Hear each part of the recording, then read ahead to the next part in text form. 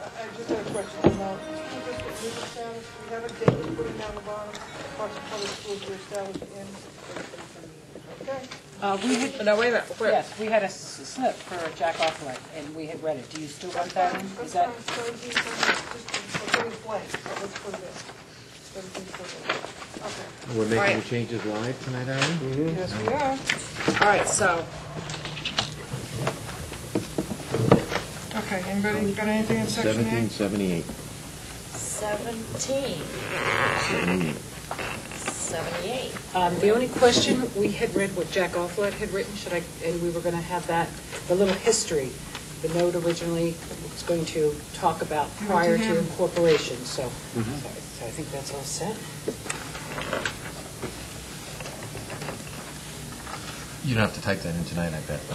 No.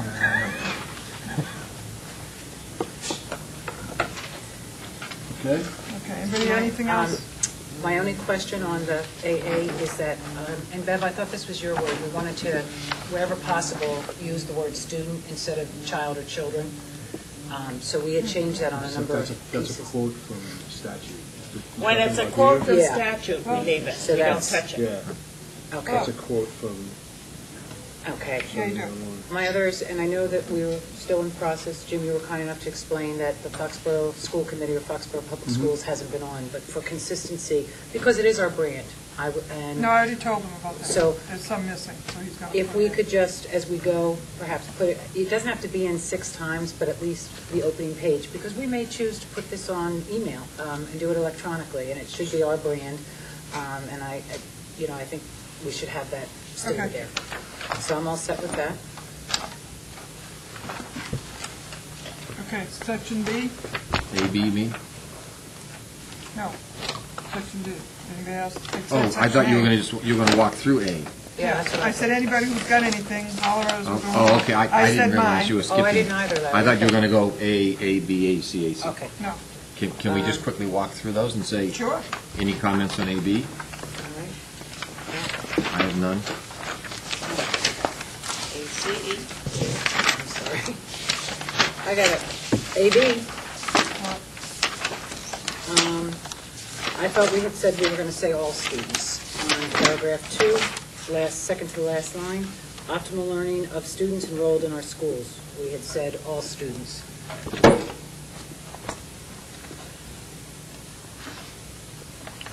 Instead of What the else? students. All students. Instead of the word the? I like the, Yeah, but no, that's the not, students includes Everybody. each student in the system, yeah, it correct? does. It does. I don't have a problem with leaving it the. I don't want to wordsmith it to AC, I want to go back to the beginning, Foxborough Public Schools instead of public schools. I've already asked them to go back through the whole thing and insert Foxborough, so don't stop at every page and do that. Okay. And I would like it to be called students instead of children, youth on number 2. That's what we originally had stated in our first meeting. Why don't we just do a global search for the word child and where it's not? Right. We can That's just, fine. Yep. that's easy for you to do, right, Jim? That's fine. ACR is a long one. Yeah, them yellow tabs on it. Yep.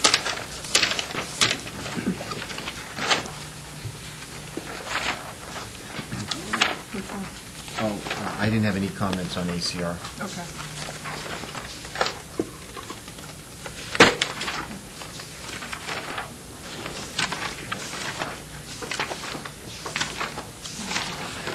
About up to AD. ACA?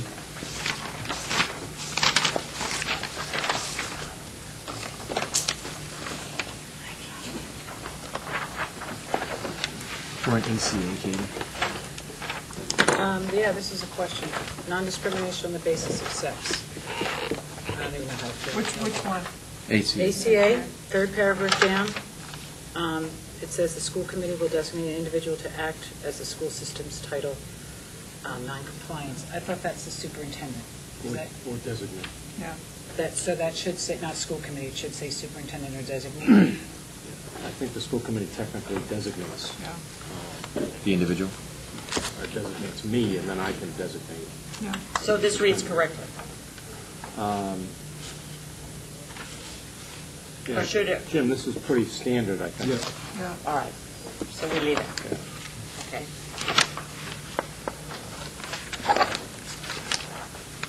Unlike the sexual harassment, so you don't have to put the Person's name.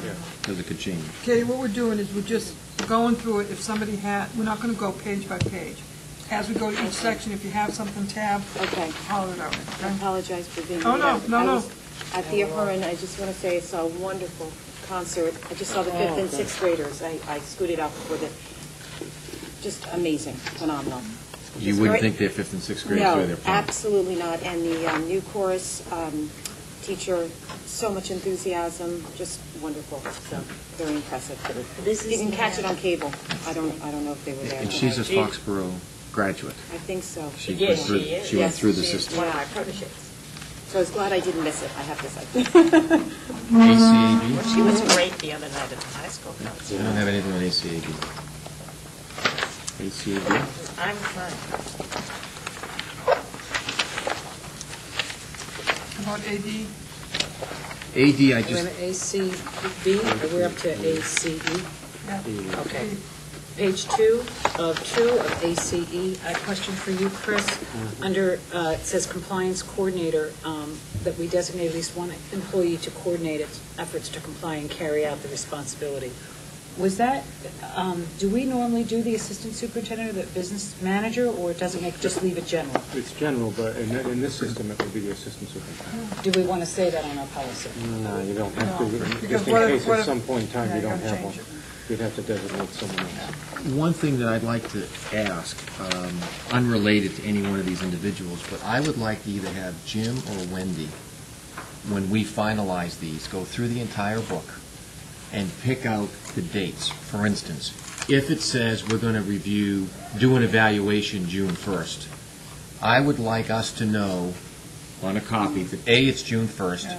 that we start putting an agenda together a year out, and we plug those dates in that we've said per our policy, and then that there's a tickler note that reminds us 30 or 60 days out that, oh, by the way, review of district improvement plans will be March 3rd, 30 days out. So it lets Chris know, it lets us know. It also allows the public to know kind of further in advance what will be on an agenda that might be coming up. And what it does more than anything is it drives accountability, because I don't think it's fair to expect committee members to read the policy manual every week to see if there's something coming up. So if we do it once, identify the key dates, then we use Wendy as the control point to get it on and to notify us 30, 45, whatever, days in advance so that we're all prepared for those items. It'll be a plus for everybody. As a tick one file. Right. So is that okay with you, Wendy? Yep. Okay. It's a wonderful idea, Larry. Okay, we're up to AD. AD. And this AD ties right back to the mission statement that's been approved.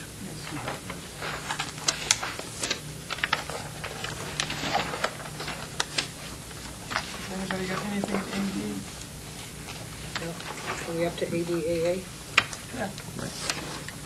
Anything in the AD? I'm not going to go out each one. See, on the ADAA, this would be an example where each year by October 1st, each year at the first meeting in January, these would be the dates that I want us to be putting in advance so that we don't get criticized for missing a date. We'll know it in advance. And I think that just for public discussion, as an example, if you look at ADAA, it says each year at the first school committee meeting in January, which is coming up shortly, a revised and updated 5-year plan will be submitted.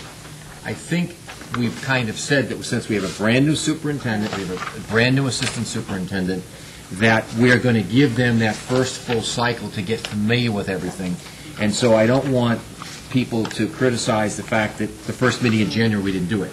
Even though we won't have approved this, I just wanted an agreement on the part of the committee that the first update to the strategic plan would be due January of '09, that Chris and his team would put together and recommend to us, and that hopefully, again, as we're working through those agendas, it's ADAA, that, the tickler file might be September, where we start talking about a draft to that. What are your thoughts, Chris? What are ours? And we work towards an approval in January, kind of a thing.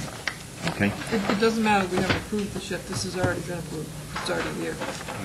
Okay, it's already, I just, we don't need to, I know what you're saying. I don't want someone to Yeah, say, why did you do this? say it's there, and, you know, we've agreed as a committee Yeah. that while that's the policy, we're giving the superintendent, the assistant Yeah, superintendent, some a leeway. one-year cycle. And the criticism was, we've had a policy for 10 years, and we Yeah. didn't follow. Last year was the first one. I don't want us to say, gee, we're now back to where we were before. There's rationale behind the change to that. Actually, that policy's been there since '87. I understand, okay? So we have to ADAA? Yeah. The first sentence, first paragraph, we say, actually, second sentence, long-range strategic planning is strongly supported in the research related to, I thought we had changed that to management of education, not organizational management. What page are you on? ADAA. ADAA.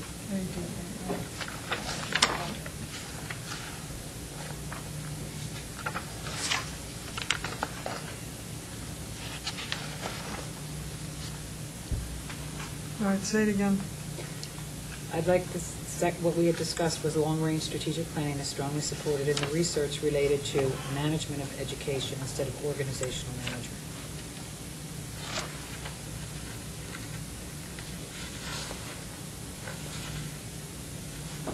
That's what we had first talked about when we were looking at this section.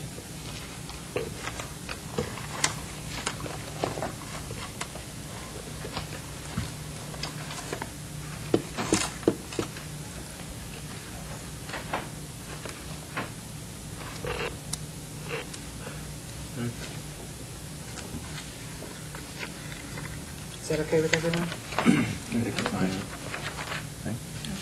Take it either way.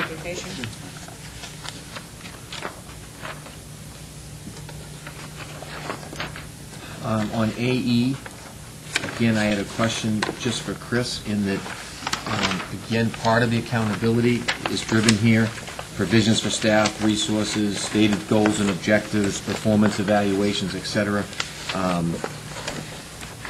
We've now gone through a comprehensive process for your goals and objectives, your performance instrument, a school committee set of goals and objectives. So I just wanted to confirm as we go into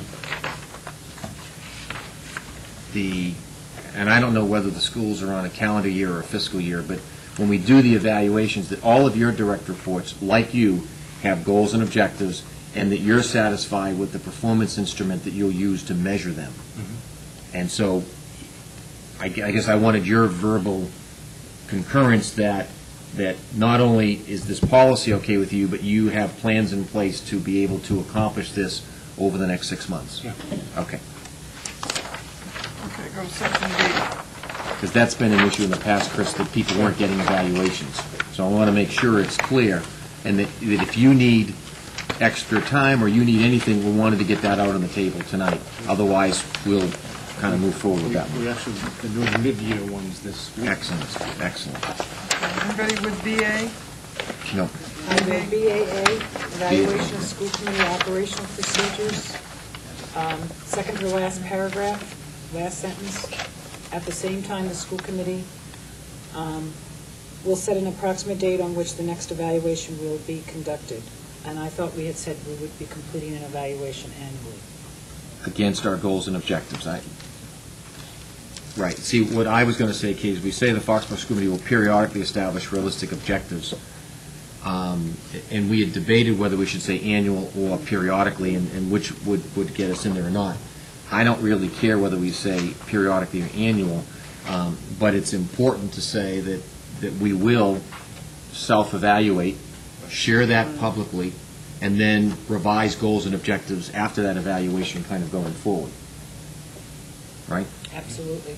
And I thought we were communicating that we were going to do this annually. I That's thought it was right. an annual process. We did agree, but then I remember some discussion around, just from a policy standpoint, did we want to lock ourselves into annual by saying annual or periodically in the event that there's a new superintendent and it goes 18 months versus 12? And so I thought that's why the word periodical was suggested, but the goal would be to have annual objectives for everybody, including ourselves.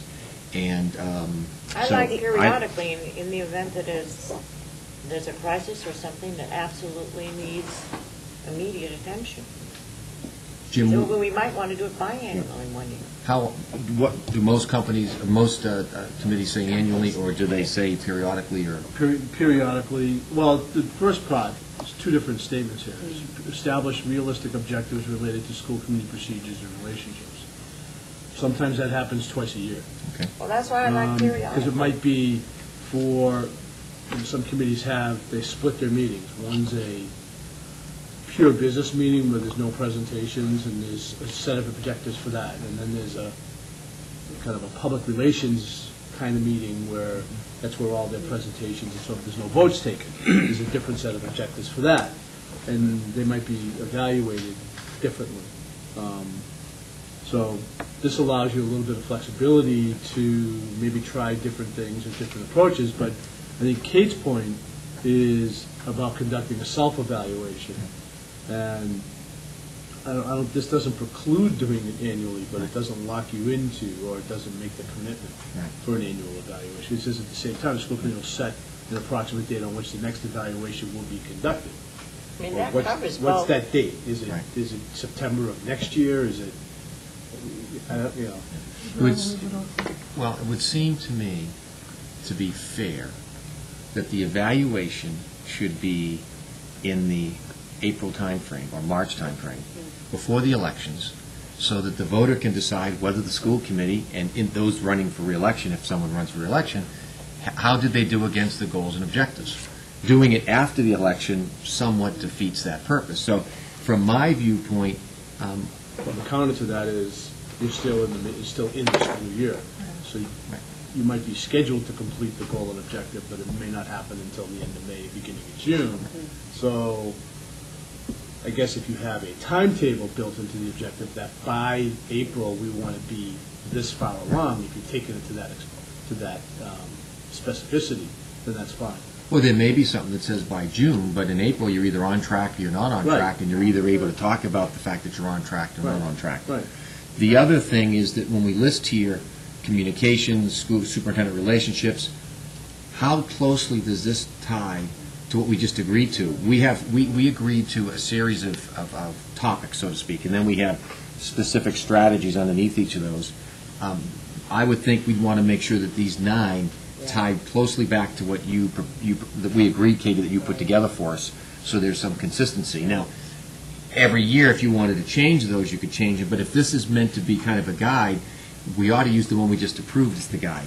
I agree. All right, so why don't Because then someone may say we've missed one. Right. Aren't these generic, which is also under, why don't you put this on hold and Mass? have Katie look at it compared to what she presented and bring I'd it like back? you. Sure, Okay? absolutely. And if So it's we'll close hold- enough generic-wise, then that's fine.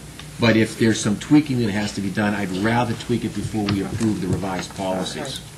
Because we put a lot of time and effort into the Katie, you want to Goals and Yeah, objectives. so I will compare those 9 to Right. the ones that we have approved. Right.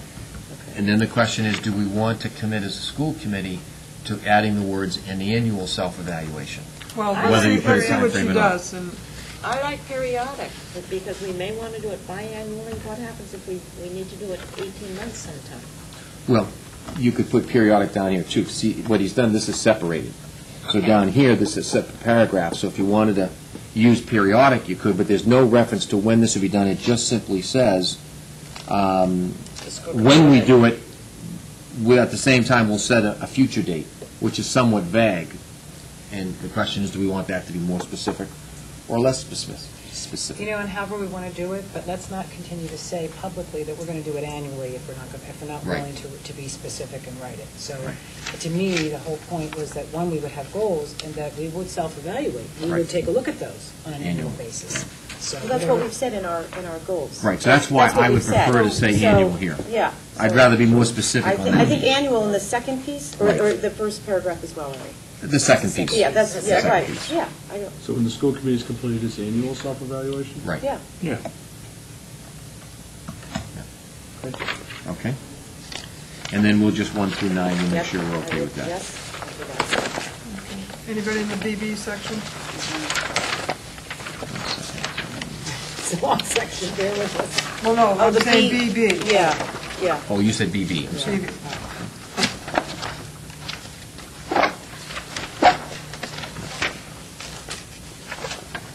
set with BB. Okay. Yep. Yay. I have a question about BBA. Okay. Just in terms, and I'm not sure if I can remember, but when we were discussing the school committee powers, do we want to say, in regards to the 5 that are listed here, also the hiring of the superintendent? Is that something that we wanted to put into this, that our powers and our duties?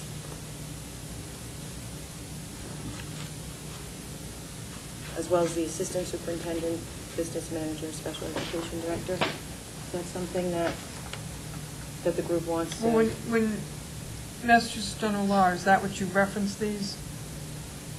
Well, yeah, but this is more of a, in lining up with our orientation program, these are the 5 broad functions.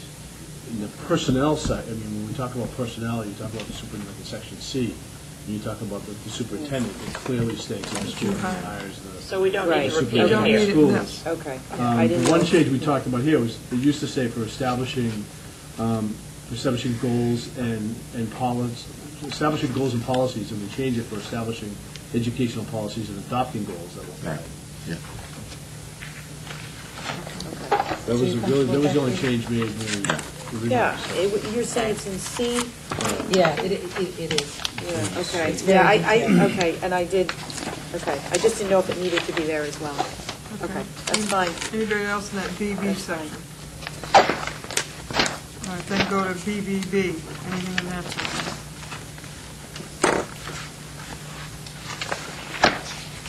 Nope. All right, how about the BC?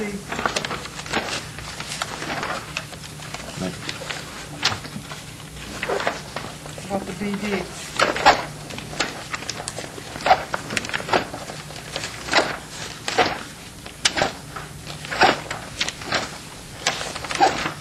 I had a question on BDG.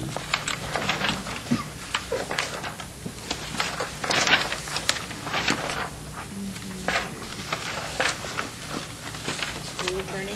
On the school attorney, right. Oh, wait a minute. So we passed But- BBE? You go ahead and, Okay. if you got something else before me, go ahead. No. Yeah. No, let's do yours. What page is it? BDG. BDG.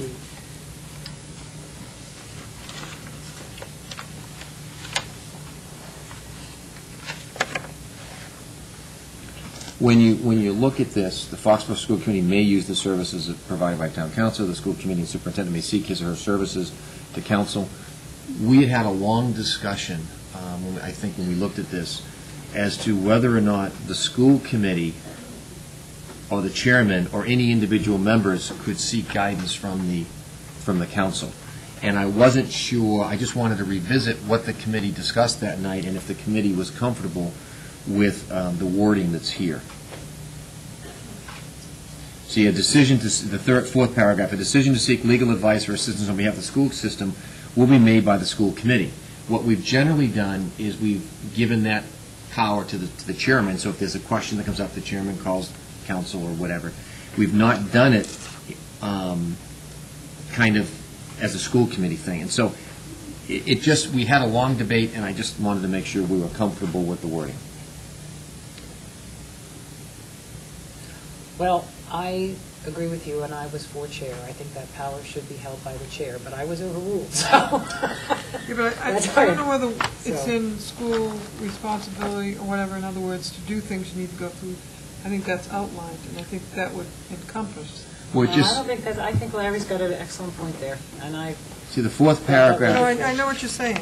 On behalf of the it school should go system, through we the made about the chair. school This is our committee. policy, and Right. it says the chain of command, and it should go through the chair. So then put via the chair. at the end of that At the end of sentence, that just so So it's which, clear. so, The would you decision read to seek out legal Fourth advice or paragraph, the end of the assistance line, just Yeah, say just put via through the the chair chair. or via the chair. Okay? by the school committee via the chair? Yes. Right. And the superintendent may also take, But it's chairman. We've used the Right. word chairman Oh, fine, consistently. Chairman. Thank you. If you, I'm sorry, BBBE?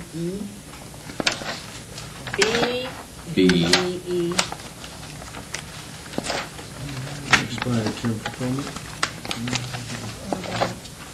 We had said, second paragraph, where it refers to the selectmen, it's Board of Selectmen, and I know it's, but I think that's the appropriate title, we should use it. Notify the Board of Selectmen.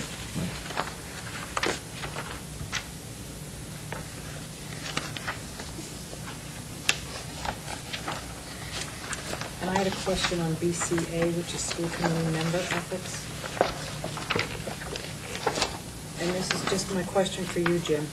The number 3 is missing, the original number 3 on School Committee Member, the first paragraph. Is there a reason that that one's missing? When? We had combined. We combined the documents. I think you did. Is that why? I just wanted to make sure that we didn't Yeah. leave anything out. Okay. And it just happens to be students. Students. That's, realize the power of safety values to the students of Foxborough Public Schools and the associates with the town of Foxborough. No, you're on A, I'm on 1. BCA? Oh, there's two different Yeah, ones. there's 2 different. So I guess my question The second is, one's probably the one we so taped out of. which one are we approving? It's the first one, the 2 pages.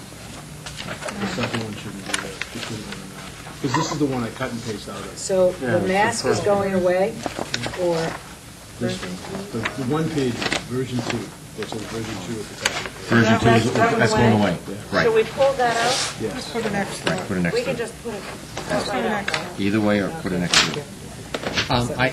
While Kate's going through that, I had a question just on G. Again, what often happens in the community is Hold on. BCA, Okay. number G. Yeah, but On first page page two. or second? Second page, I'm sorry, is G. Be aware that what we say publicly may be taken as the opinion of the entire school committee or school district, and refrain from making public statements on issues under discussion before a school committee decision has been reached. What often happens as we're discussing something, take goals and objectives, and it takes multiple meetings. It's not unusual for the newspaper to call a school committee member and ask for their insight, and so you read the newspaper, Kate Kaminsky said this, or Katie Adair said that. I don't particularly necessarily think that that's an issue, but I just wanted to bring that up because we don't want anyone being accused of violating the policy if they're asked a question and they answer it. So I just thought I would see how comfortable the committee is with the wording on that, because the newspaper does call, and it's natural to give them some comment, and does this violate that if you do it, the way it's worded? Probably does. Yeah, well, it also says under discussion, so does that mean once an issue has been reached, or, Once it's been voted on. voted on then and it's done, and then they're calling to get a comment? Well, Because first the of all, wording, it simply says, be aware that what we say publicly may be taken as the opinion of the entire school committee or school district. So when you make a public statement, you have to, if the committee has not yet taken a position on that issue, and you offer an opinion, you should be clear to say, this is not the school committee's opinion, it's my opinion. But it says refrain from making public statements on issues under discussion Yeah. before the committee's voted. So while we're going through, before we've had a vote, Right. it's not unusual that it goes into 2 meetings, and it's being discussed in 2 separate meetings, and someone could get a phone call, and someone could respond to the reporter, give them some information, and if that's the case, is someone here going to say that that's a violation of the policy? I don't know. I just thought I would bring it up for discussion. well, I think it would be, it could be. It could be under the Based what's here. on the way it's written. So So- do we feel comfortable with that or not? That's my question. Right. Because if we don't, then Right. we should change it. And if we do, then each committee member has to understand that if they give public statements, then they could be in violation of that, and the committee has to decide what it wants to do. Well, I thought my understanding, too, is that we are not supposed to be discussing how we're going to vote on an issue before it's at a meeting. So in essence, this is saying, going along with that idea, that you shouldn't really be discussing it until the discussion has reached its conclusion, because it could sway or influence another member of the school committee while you're discussing it. So in that sense, I think it should remain. So if it remains, then just everybody needs to understand that when you get a phone call from the newspaper asking for a comment, you can't comment until after the votes are taken, just so that everybody is on the same page, if that's the interpretation. Well, I don't think that that's really happened. I mean, for instance, we voted the superintendent's evaluation and whatnot, and I got a call from Frank Mortimer and told him about what your piece was. And he asked me, and I think to put it in context, he's going to quote, Katie Adair or Kate Kaminsky or Larry Harrington. He gave credit where so he's reporting on what has happened. Right, So and that part I agree that- with. Yeah. But that's been voted. But that's what voted. Yeah. But what I'm saying is there'll be times when we'll be discussing a topic for several Right. meetings, and you could still get a phone call saying, I don't understand this or that, and then you provide additional color commentary. Does that violate this clause of the policy or not? That's what I'm asking. Would it help to insert, refrain from making public statements representing the entire school committee on issues under discussion? That would make it clearer, because then I think that for the most part, anyone that's quoted before an issue or after an issue is usually their opinion, and I think people expect that it's their opinion. Maybe it's too binding the way it's written. Right. Yeah, okay. And maybe it's just being anal, but I want to make sure that as a committee, some of those things, we have enough discussion that we're comfortable with what we're saying, because then we all have to honor it. Exactly. I think it's a good point. What do other people see it? Well, theoretically, the spokesman for the school committee should be the chairman. So we should abdicate, say, call chairman, and because he's theoretically the spokesman for the school committee. So theoretically, we should be refraining then from answering? Well, you can get yourself into a lot of, Well, if somebody calls and asks me a question after something we've voted on. I'm but not going to waive my rights not to be able no, to but comment. theoretically, the spokesman for the school committee is the chairman. You Whoever's know the what, city and I chairman. think most of us are smart enough to be able to say that, and I think Frank Mortimer knows that, and he always has that. Frank does a great job. I wasn't No, he talking does. about Frank, I was talking about us. I mean, he's called you, right? Right. So, So I think that the change that Jim has recommended will give it that leeway. Okay. All right. Anything under the BD?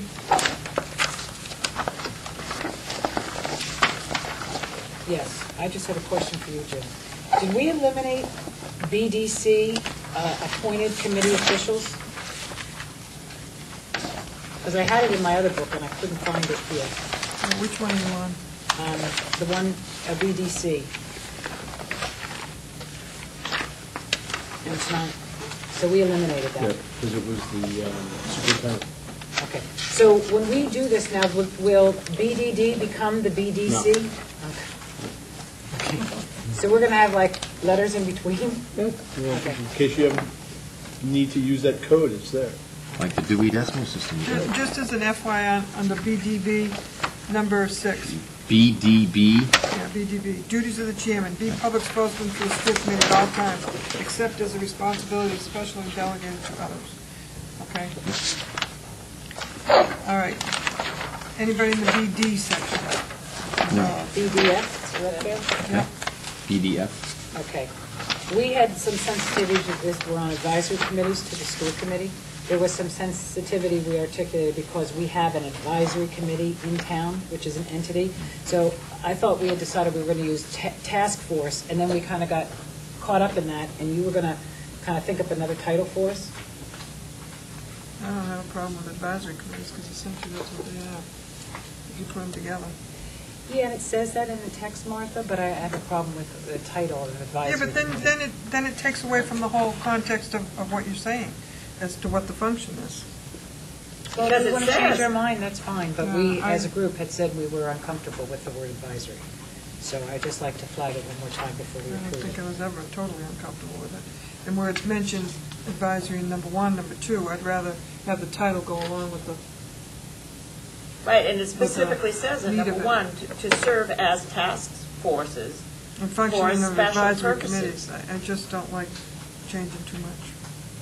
It does define It what does the define what advisory the advisory is. Yes. Okay, but- You start putting task No force. problem. We had, my notes said Okay. at 5:18, Jim was thinking up another title for us because we got bogged Well, down. you didn't If think we're all about set with this, then We're goes set along with with this. the I'm meeting. set with this. It doesn't say the advisory Could we committee. get the advisory committee to change their name? Yeah, get that. Or maybe could they Every advise other us? community That's right. Yeah. It is called the Finance Committee in most Yeah. communities.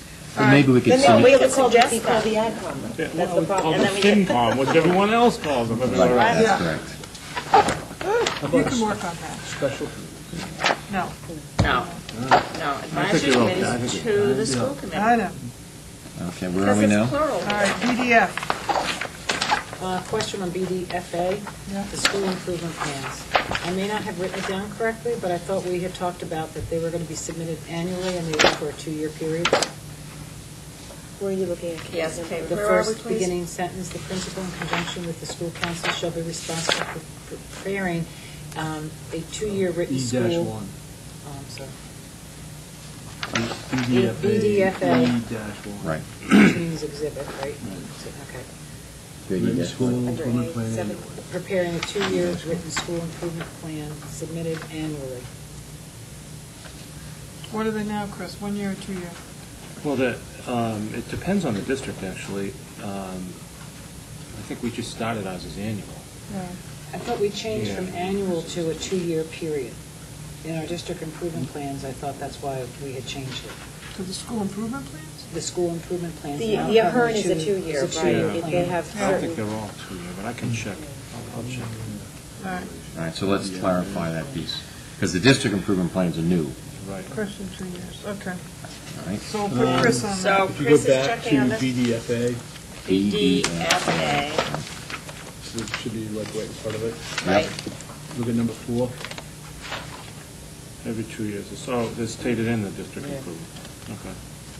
I'm sorry, I'm sorry. Thank you.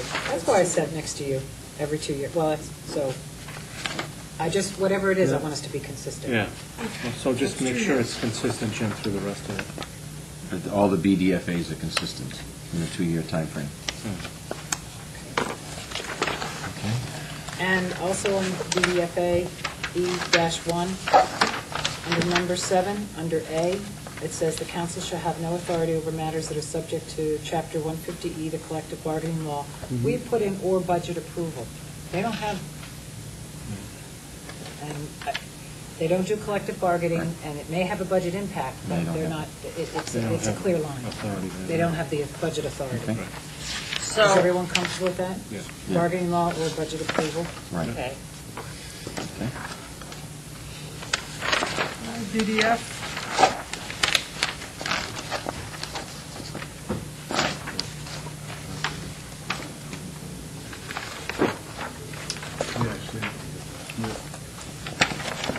BDG, school attorney. That's You what already we did can- that? Just did that. Yeah. All right, BE, BE, I have one for BEC when you're ready. okay. What? Executive sessions under BEC, number 3. It's strategy with respect to collective bargaining, comma, or non-union contract negotiations or litigation. Isn't it? We had specified the fact that non-union contract negotiations as well as collective bargaining.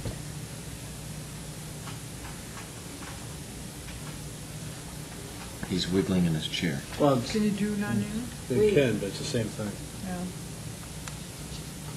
Because collective, You make a point of making a determination when you read the agenda and making sure that's said so that we don't Right. breach.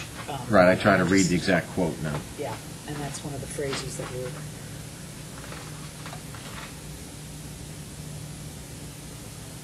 Well, we say collective bargaining, and then we add non-union or non-union.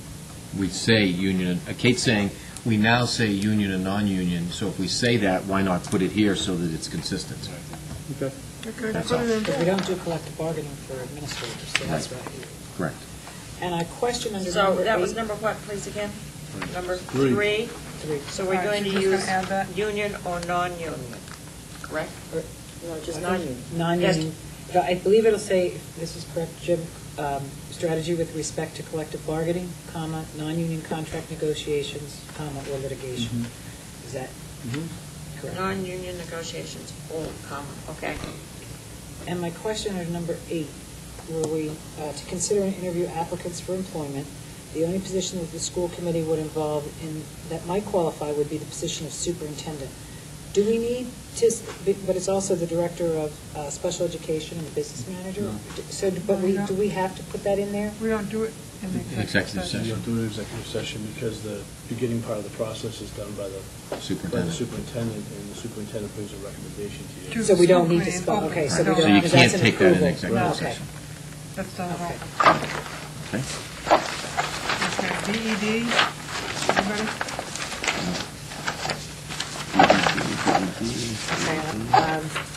BEDB, again, whatever you want, whether agenda format or agenda preparation, but I'm confused where we had two different versions, so which version is BEDB? Is it agenda format or is it preparation? Where does it say? I changed preparation to format. Yeah. Okay, so this is what, so This is that's what right. we're, okay. And under the first paragraph, and maybe we want to lose this wording, but I thought, again, that the prerogatives of the chairman, and that at the end, we were going to And the say, chairman, Right. superintendent and the chairman. Yeah. Shall. or the Right. superintendent shall confer with the school committee chairman to finalize agenda items. Right. Because that's what the And chair that does. happens every 2 weeks. Yeah. Yep. So are we making a change here? Yes. See where it says the superintendent shall? Yeah. It's the superintendent and the chairman of the school committee. They do it together.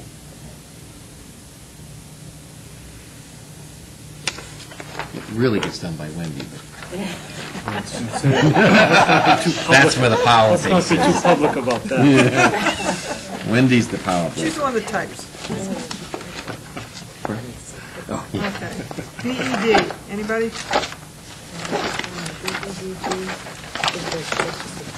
I have BEDG. I have a question or comment I want to discuss with the board. I think we all do. I got tags on it too. Go Okay. ahead. The paragraph at the bottom says, "The approved minutes will become permanent records of the committee. Minutes of public meetings and minutes of executive sessions that have been declassified will be in the custody of the superintendent, who will make them available to interested citizens upon request. Approved minutes will be posted," there's a typo there, "on the school website." But when you read it, it talks about what the minutes will include. And we've had discussion, both as a committee and some citizen input, about the quality of our minutes, about the detail of our minutes. And so I'd like us to take a minute to discuss the content of the minutes to make sure we're comfortable, because ultimately they're our minutes. They're not the minutes of someone in the audience. So we ought to be comfortable with the level of detail.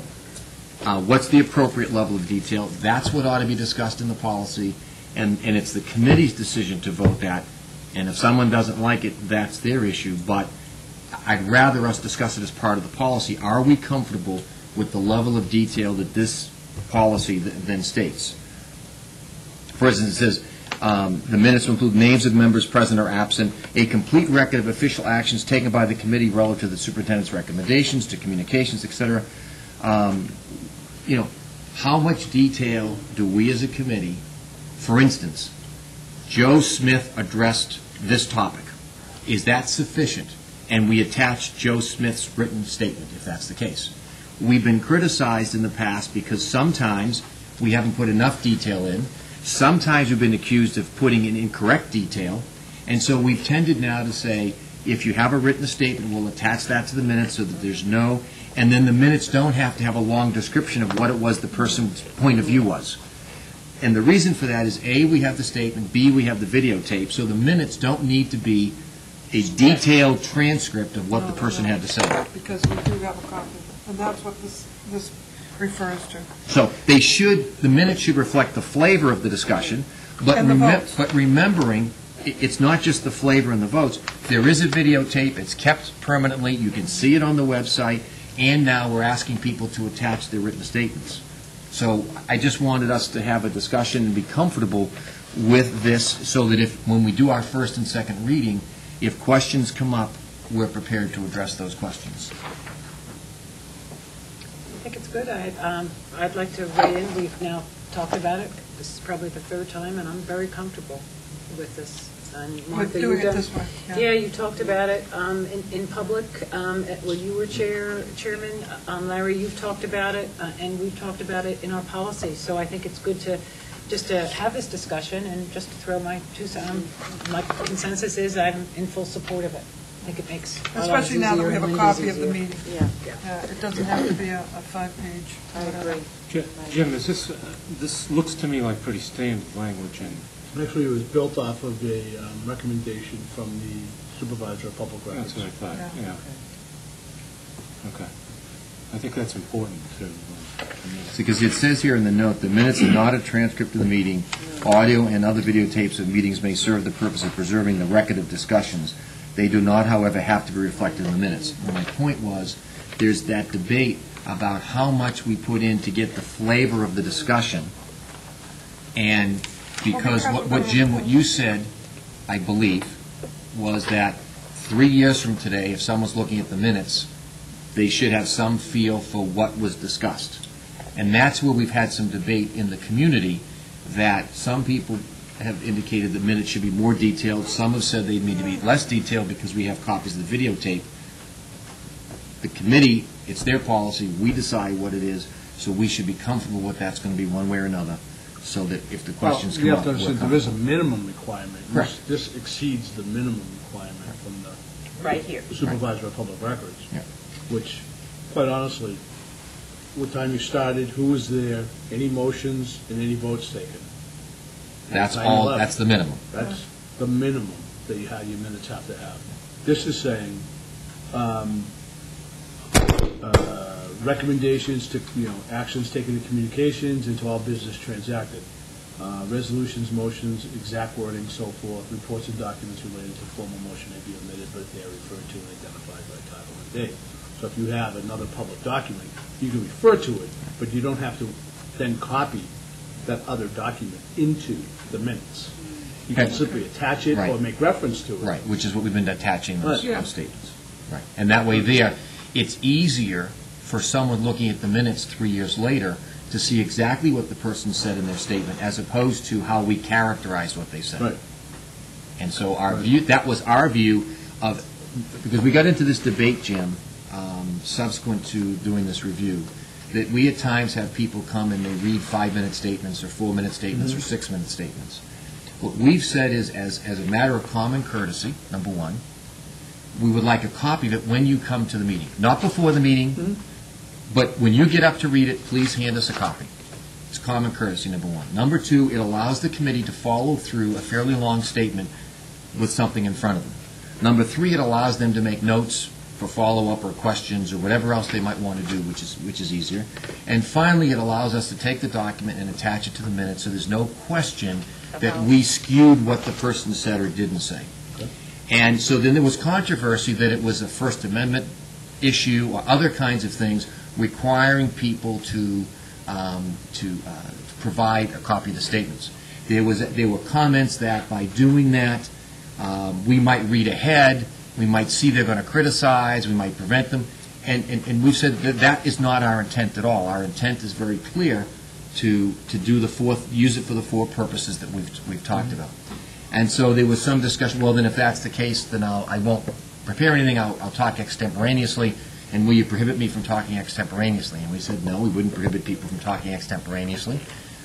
So because we've had that discussion both at a public meeting as well as at a policy meeting, it's going to come up, I know, one more time when we have our first and second reading. So I just want the committee to be comfortable as to how we're going to respond if any questions come up relative to this, and that if there's a debate, we have the debate this evening, so that we feel comfortable when we go into the first and second reading. And if there are any changes that we should have, we should make them now rather than then. So, Jim, have you looked, in all the time you've spent with us, have you spent any time looking at our minutes at all, and do you feel comfortable that our minutes are adequate? Or No, I really haven't. Okay. I haven't been asked to, so. Okay. Well, remember Glenn Kuchar did for us, and he thought we were, the feedback, as I recall, we had too much information. And that's, Martha, that's when you first, when he came out and addressed us originally, when we were talking about that, and Well, when I went to the it was meeting true. down the Cape, not this year, I think it was last year, I went to one specifically on minutes, and he went through this, and this was his take on what should be in the minutes. And I brought it back, and that's when the big brouhaha started, so, Yes. Yeah. Yep. Right. Yep, for everybody to look at. And I thought part of the compromise that we were taking is rather than try to paraphrase what the person said. And I received some feedback that said, that the secretary didn't do a very good job paraphrasing it. It was our responsibility, if necessary, to go back and watch the tape over and make sure that it was paraphrased correctly. Well, my feedback is that we got a lot of things to do as citizens as well as school committee members. I don't think we need to go back and redo that. So part of the compromise was when they read that statement, fine, attach it to the minutes. It's easier on the secretary, it's easier on the committee, and the member that made the statement can feel comfortable that not only the flavor of their statement, but the words of their statement become a permanent part of the record by attaching it. And I thought that was, and we discussed that in 2 policy meetings with no objection. On 3 separate times, we asked members of the public to comply, and finally, after the 3rd time, I said, look, I'm not going to recognize you as chair if you don't comply with this. Now,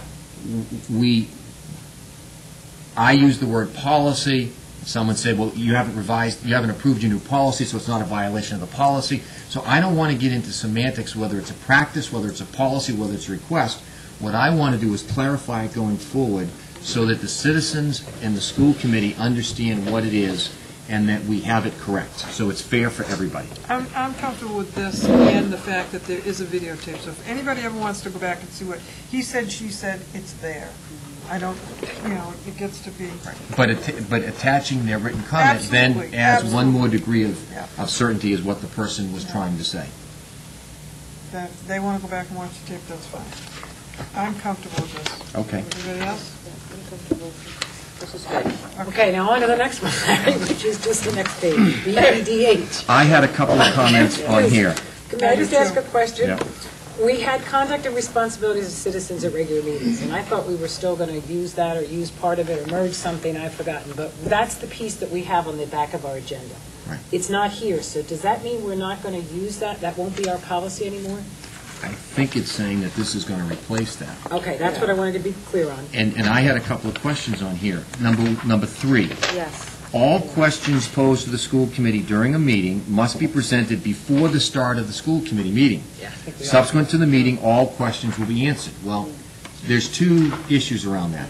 We've been accused as a committee of not answering questions, which the second part addresses, but also visitors have not given us questions in advance. We get them that evening. So I raised number 3 for discussion because of the 2 points of that. Number 4, topics for discussion.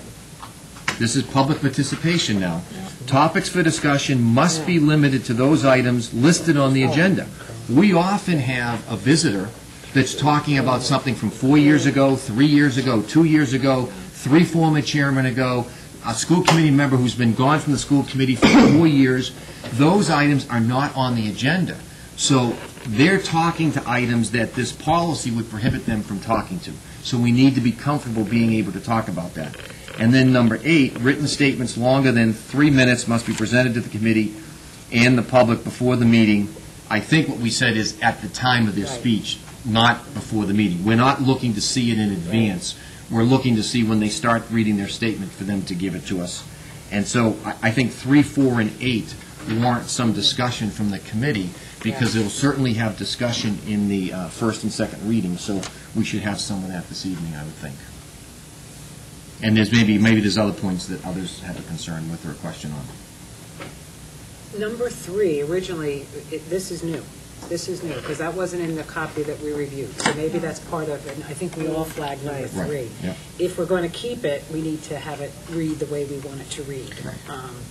You know what, I don't have a problem with this the way it is, only because all questions posed to the school committee during a meeting must be presented before the start of the school. Because you know what, you're not always capable of answering their questions, so if you get them ahead of time, you can answer them.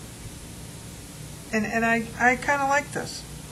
Except the presented before the start of the school committee meeting could be interpreted several ways. Yeah. It could be interpreted 6:45. Here's a question I have for you, and now we've limited ourselves because now we have to respond it. Subsequent to the meeting. you have to respond. Okay, right, subsequent to the meeting. It doesn't say subsequent. Yeah. Subsequent could be a year, could be a month, it could be the next week. And so that's a little vague as Yeah, well. I mean, don't I really- think the word timely is important. We should timely respond to the questions if we're asked. So what do we want to do with questions? It wasn't, we never addressed it in the Yeah, original. how did it, draft. my question, how did it get to here? Because it was in the original Original template. document, the template that you discussed. The one that you gave us that other communities are Original, using? yeah. Okay. All right, how about if we do this? I don't have it here. Instead It's of not- it must be doesn't show up presented on my before page. the start, why don't we just put must be presented, What did I miss? It's not on my page. That's why I was so No, no, no, confused. no. I've got it written down as a note. We added? Written- Okay, it was one of the long ones we added. We maybe convoluted. not so that it's not this, before the start of this meeting, in other words, all questions posed to the school committee during a meeting must be presented beforehand. In other words, beforehand, not right before a committee meeting. In other words, if you have legitimate questions of the school committee, call in, write in, whatever, but don't come into the meeting and expect us to answer them that day, because sometimes you can't. But what about the flip side? What if we want to not have that there saying, the questions have to be presented before the meeting, but questions presented at the meeting, not presented beforehand, that we're not going to respond to. I guess I don't want to say people can't come in and ask a No. question. I agree. But yet at No. the same time, they have to understand we're not going to be responding to that, again, in a timely manner or whatever it will be. And should I the mean- questions be in writing or verbal? You have a nice way about, Larry, the way you handle that, and Martha did the same, and I remember Frank Spillane did the same. Because I agree with you, Katie, this is, the way it's worded is too hard to defend it. No. We're in Correct. defensive mode. I agree. I think you say something that every effort will be made to answer questions where possible. But we also retain the right. In a timely manner. Yeah, that it doesn't mean that it's going to be answered the moment that it's brought up at a Right. meeting. No. And I think you all have done a good job at trying to get back and answer those questions. So maybe to leave it a little broader is easier. Now, the question that I would have to that is that, do we feel as a school committee that if Mary Q. Public comes and asks a question, and 2 weeks later, after researching the answer, does the answer go directly back to Mary Q. Public in a written response from the chairman of the school committee or the superintendent, or do we make that response public at the meeting itself? Which do you feel as a committee is responsive and is appropriate under the circumstances? Chris? I would say, because it's a public question, you would respond publicly. Okay. Because I would want to otherwise- say So we should writing. be specific to that. Right, that it will, I think we want to have a policy that every effort will be made to answer those questions in a timely manner. Because next year or 2 years from now, somebody may not choose to put it in writing. They want to have it on tape and have it in the minutes or, but in answer to your question, I think if somebody asked you that question, I personally would always call them with the answer and then let them know that it's also going to be publicly mentioned. I don't have that's a the problem with that. protocol. I just All would right, like us to be specific. How about all questions posed to the school committee during a meeting will be taken under advisement and answered in a timely fashion? Why not? Because every effort, we're saying, every effort will be made to answer questions where possible. But If answers can't be given on the spot, then we will get back to them in a timely manner. I think that leaves us the most open-ended for being responsive and yet not being put on the spot to answer something that we don't have. I disagree. I think you're going to be, I think that you have to respond to the question, but I don't think that we should open the door that we're going to be spending the 5 minutes that's allocated in the agenda to answer those questions that evening, if they're coming in. I think that in some respects, if it's We not have an an agenda, agenda. if it's not on the agenda for that evening, then again, we need to acknowledge it and say we will respond to it. But unless we want to broaden the time that we have, because we could really get into trouble with spending a lot of time having a question and answer period. We're here to do a certain amount of business. Right. So by taking it under advisement and answering it in a timely fashion, I think is reasonable. Citizens that ask questions have a right to expect an answer, of course, and an answer on a absolutely. timely basis. That doesn't mean that evening, but it means on a timely basis. I don't know that we need to define timely, but certainly the public would define timely. If it took you 6 months, it wouldn't be timely. On the other hand, if you asked a question that had to deal with a topic you didn't have the answer to, it might take you a month before you got the answer from, maybe they had a question. I'll give you an example. A question was raised to the school committee about a set of executive session minutes that were not released. Well, we had to talk to council, and it took a while to get that answer, and the council had to respond. Sometimes we get written requests, and we respond back in writing. Sometimes we get public requests, and we haven't always responded publicly. So I just want us to be consistent, that it would seem to me that if we get a public question, we answer it in a public way. If someone asks the question on a written statement that they hand to us in their visitor section, and there's questions in there, then that's a public question, even though it's in writing. And that we, to me, in that case, what the chair would owe is a written response back, and he or she could read the statement publicly to the public, but it shouldn't just be the person sitting there making notes. We ought to probably officially respond to him, or her, if that's the case. But just so that there's no doubt going forward, I think this is the time to clarify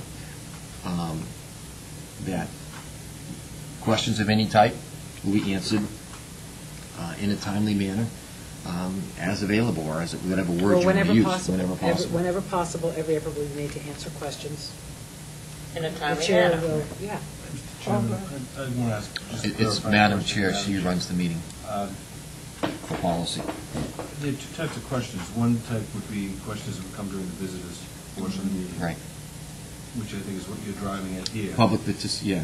Yeah. So, but if somebody made a presentation, you always entertain questions from the public. Right. You wouldn't ask for those in writing. No. So Right. I'm wondering if you take that sentence and say all questions posed to the school committee during the meeting must be during the visitors portion, must be presented at the beginning of that section of the agenda, so that you're going to clarify between questions that come during the visitors section and questions that come during a presentation or another part of the meeting. What about all general questions posed to the school committee? Because we do allow people, when we give a presentation, we allow people to.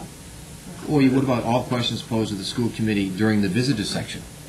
Just to be Okay. very specific. During that time, when a visitor has a question, we're acknowledging the question, and we're responding appropriately as we can, in a timely manner. It may be that, Jim, you probably have this language because I've read it in other districts, that the visitor section is for non-agenda item topics.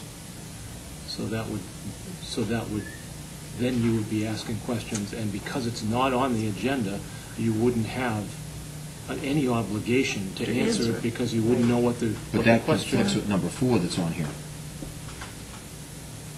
It That's what I says, mean. Yeah, that's right. what I mean. I think that, So you would recommend deleting 4 as well? partly because our practice, to go back to what Paul just said, is that when someone makes a presentation on an agenda item, Right.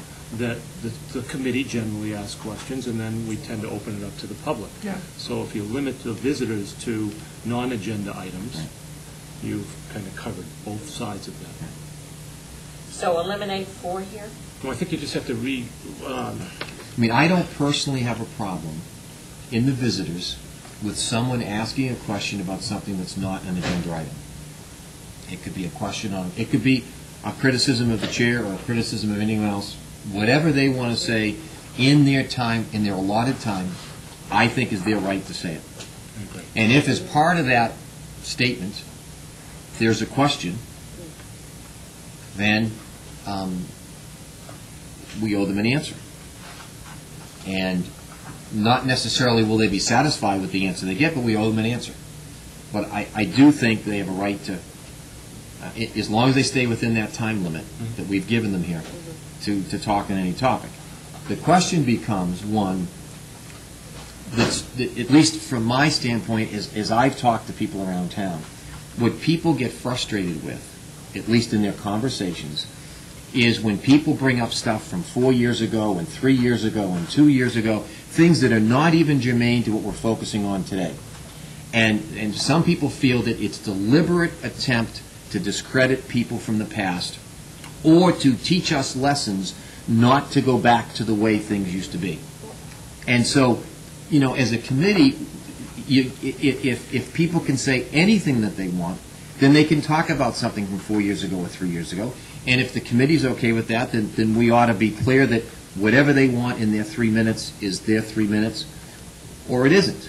And the committee ought to debate that and be comfortable with that, so that this revised BEDH, before we go to first reading, is something that we're comfortable with as a committee. And I don't sense that we're very comfortable with the way it's worded right now. No. We haven't even gotten to the second one, I which is know. the number of minutes, and I'm so confused over that. So, Martha, you've been chair, Larry, you've been chair. I guess, is it, our intent of the policy is to encourage and support public participation. Correct. And we're trying to build it like a foxhole to prevent every other contingency, because we see that sometimes there's a problem. So do we stick to the high road, and what we really want to be about is to build participation, or, because I don't think we're going to anticipate every, and I'd hate to rule out somebody who does want to come and ask a question. And sometimes we get a question that may or may not, and I think, I've seen all the chairs here, it's been my experience where wherever possible, they will try to answer, a question. We've also made a concerted effort to support people's freedom of speech, so we don't argue or question, visitors, because it's to a point of no avail. So I don't know if we can build a policy that will, and maybe we should just go back and keep it general. And I agree with you, Kate, because I think for the 1% of the cases, we shouldn't write the rule. We should write it for the 99%. And from my viewpoint, visitors, we only allow, we allocate around 10 minutes. We very seldom go beyond the 10 minutes. Very seldom do the speakers go beyond what in the past we've given them up to 5 minutes. Occasionally they've gone to 6, although I don't know of a chairman who has cut them off. We don't use a stopwatch, all right? And if we tried cutting them off at 5 minutes, we'd be criticized probably. So we generally have allowed them to take the time, and they've been courteous enough to keep it to give or take 30 seconds, 40 seconds of the 5 minutes. So from my viewpoint, if they want to come and criticize something from yesteryear, they want to come and criticize the board, they want to come and criticize the chairman, they want to come and praise, they want to come and ask a question, whatever they want in their time, that whatever it is we give them, they should be allowed to do that. If in that process they have a question that is a legitimate question, then I believe as a committee we owe them an answer. Now, the question becomes sometimes that a statement's read and they said there was a question in the statement that you haven't answered. Well, maybe we didn't see that question the way that they saw it, which is why it got back to the importance of them giving us the written statement, so we know that the question mark is indicative of the question that they want an answer to, and that the chair or the committee should then, on a timely basis, prepare a response and read that response publicly, whether it's in 10 seconds or it's a minute, whatever it might be. So I would agree that we ought to keep it very general. And what I tell people when they complain is we have to write the rules for the 100% or the 99%, not the 1%. Right. Why not just leave in 1 and 2? Go 1, 2, 4, and not pigeonhole yourself with number 3. Or it's defining the role of the chairman. If you, Martha, and Larry, with your chair experience, to say something like, whenever possible, every effort will be made to answer questions. Questions that can't be answered will be followed up by the chair in a timely manner or basis. Does that, or would you prefer just to eliminate it? I would just eliminate it, seriously. But what I would do in number 2, Martha, is I would put a written statement in there that says speakers will be allowed 5 minutes to present, up to 5 minutes, not 5 minutes, up to 5 minutes to present their material. The presiding chair may permit extension of this time limit, but we need to put something in that says if they're going to present for more than X amount of time, if they have a written statement, if they're reading off a written statement, we want to copy the written statement. I don't want to get into an argument with someone saying... Yeah, but that's number 8.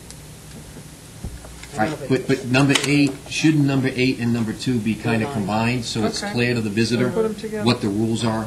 Yeah. Put 'em together. Because I don't want to be accused of things, so let's make it very clear to the visitor what we're requiring. If they're going to read a prepared statement, there's a photocopy in the back room, they can make the copies at no cost to themselves, and when they get up to the visitor's table, they can hand those out to the public behind them, as well as to the officials they're going to be addressing. So, bringing number 8 up to finish number 2. Well, speakers will be allowed up to 5 minutes to present their material. Any prepared statements which the visitor is reading, But so, why can't we just move 8 up as an extension to 2? well, it says written comments longer than 3 minutes. My view Supposed is, to be 5. okay, but my view is, if they have a one-page written statement they're going to read, I want the one-page written statement if they're going to read We it. want to put it in as part of the, If I want to put it as part of the minutes. So As a it's not a matter of, well, I spoke really quickly and I got it done in less time than someone else. If they have a prepared written statement that they're reading from, I think it ought to be part of the minutes, and Right. therefore they need to give us a copy.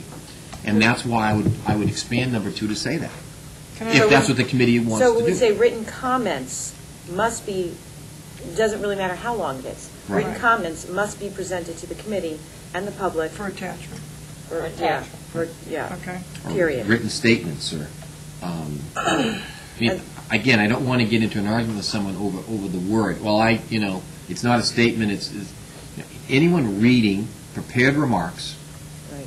is what we're asking them to give us. They're prepared remarks.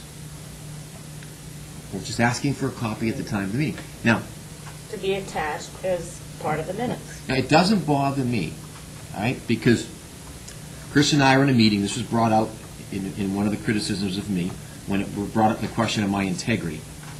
Chris and I were at a meeting at the EQA, and we were there 30, 40, 50 minutes early, whatever, and I had a brief, less than one-page statement that I wanted to read. Well, since we had 45 minutes, I kind of went through and I did make some pencil changes to it, right? Now, EQA didn't ask us for a copy, didn't ask me for a copy. I would have happily given it to them, either right then and there or afterwards. It wasn't meant to be a double standard, but they didn't ask for it. We did. We've asked 5 times for it, all right? But I don't have a problem if someone's sitting in the audience and they make some pencil changes to it. So it's typed with some pencil changes. Make the photocopy of the pencil changes. It's okay for me. It doesn't have to be, it can be handwritten. It doesn't have to be typed. But if you're reading a prepared statement, all we're asking for is you give us a copy. Now, EQA didn't ask for a copy. So I don't think it's an integrity issue that I didn't give them a copy.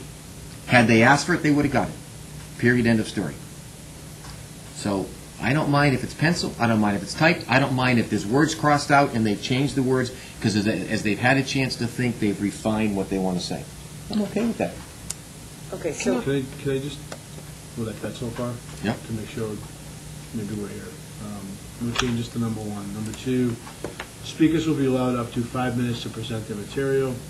Not only do we say the presiding chairman, just the chairman. chairman. Right. Maybe it says presiding. The chairman may permit extension of this time limit. Prepared written remarks must be presented to the school committee prior to the meeting so that they can be attached to the minutes of the meeting. Not prior to the meeting, at the time they're speaking. At the time of the presentation. Right. When they get up to the visitors' table, that's when we're asking for a copy, not before. Time of the presentation so they can be attached to the minutes of the meeting. I rewrote number 3. All questions posed to the school committee during the visitor section must be presented before the start of the speaker's time allotment. Questions that cannot be answered during the meeting will be answered subsequent to the meeting in a timely manner. Good. I like Subsequent to the next meeting. Subsequent to that meeting, meaning at the end of the, if you can't do it at the meeting, then after, subsequent to that meeting, they'll be answered. Okay. Okay? Deleted number 8. Okay. Jim, do you... What about number 4? I think we should delete I that. actually rewrote that too. The chairman may allow questions from the audience after presentations or discussion on those items listed on the school committee agenda for the evening. Okay. the chairman may. Chairman Yeah, may. okay, yeah. Okay. Do you still want to put something in for the visitor section about not commenting Well, that's in number On an 5. That's in on an number 5. agenda item? Oh, I'm sorry. No, I'm just talking about an agenda item, and the reason I say that is that someone may have a comment to make that is before the presentation, Mhm. and that doesn't make any sense for the way the meeting should be run. Right. It should after be the woven into the presentation. whole presentation. So when someone sees the agenda, and they know that they wouldn't then participate in the visitor section, they would wait. Right. So I think you could preempt a presentation if you really had a different slant on it by commenting before the presentation, and I wouldn't want to see Yeah. that. Yeah. That's a good point. Okay, we've not had that issue, but it's a possibility that could happen. Yeah, I mean, a budget issue. Right. A budget item Right. is a good example. Right. Someone who wants a program, and we have put it on a list of potential cuts, rather than allowing the committee to discuss that, could, under the visitor section, and the chair should be able to say, this is an agenda item, and we'll wait until later on to discuss it. So you think What we should about have something something about in comments on agenda items will be after the presentation? I think there's another way, I forget how it's said, I think we used to deal with this in Framingham. But you and I could think find it that just- out. I think it just said, Jim, that you can't, that under the visitor section, that Well, I just added to number 2, at the end of that, remarks or questions related to an agenda item shall be deferred until that specific agenda item has been taken up. that's, Oh, that's Right, good. right. yeah, that's fine. Yeah, that's my own. That's- That I way, think I that's give my remarks only or point. questions, that way it covers. Now, if we go to number 5 for a moment, and we just think back to the last meeting, there were comments made about a former school committee member without using his last name, and you remember those statements. And there was some confusion as to Yes. which Larry they were referring to, Right. me or the other Yes, Larry. right. And I mean, I have to assume that that was an innocent play on words, but was that considered to be defamatory or abusive towards that former school committee member who's not been on this committee for 3 years? 4 years. And again, I'm asking as the chair, because the committee ought to establish what they think is defamatory or abusive remarks so that the chair is not ruling someone out of order inappropriately. Well, I think it's a judgment call as you're hearing it. You can halt it mid-sentence if you want, as far as I'm concerned. But I'm trying, as the current Is chair, that for a right? little bit longer, I wanted to get some discussion on the part of the committee. You may find that to be, those comments last meeting to be defamatory, you may not. I'm just asking you, since that was the most recent example, but there's been examples of former chairmen, and there's been examples of things that, if you feel as though that's an issue, help give me some guidance so that I can act better as the chair when those items come up. That's all I'm asking. Well, I think as I'm we glad hear you them, are. I think as we hear them, any one of us, we can call point of order or whatever and say, please stop this or whatever, and defer it to you because it should go through you. That would be helpful, because I can't read Okay. minds, Well, Yes. so... If I could just jump ahead, because you raise a very valid point. When I look at this, there's not only that point, but there's also the fact that people aren't going to know what are the 3 ways they can get on the agenda. So there was a procedure component that we've eliminated. In the old policy, didn't we said something to the fact that no names will be spoken? It was very clear. Yeah. So that Yes. you as chairman could say, no names, please. No names will be spoken. Because I think it's important to have that protocol for courtesy and respect. And I think that is that is the chairman's job. And I think maybe to get that wording back might be, I think it is appropriate because it gives you your parameters of to exercise that power, so it keeps us on focus and it keeps us courteous. I mean, the criticism of me was fair. I'm not saying I agree with it, but to criticize me as the chair or as an individual person, the visitor has the right to do that. I personally think it was unfair to bring a comparison into a person who's been off the committee for 4 years and not use their last name as maybe a way to say, well, I didn't say the last name, but it became confusing as to which Larry, and it was mean-spirited. And then to make reference in the same comments about the former chair and what he had promised or not promised, and I don't have the quotes, but there was comments in there about the former chair recently about, we saw the thing about lights that were promised at the high school, and those lights didn't, at the baseball field, and those didn't happen. I mean, that was a number of years ago. It was a comment in reference to the former chair. And I'm asking the committee, do you feel that those kinds of comments are appropriate or inappropriate? Would you consider that a complaint?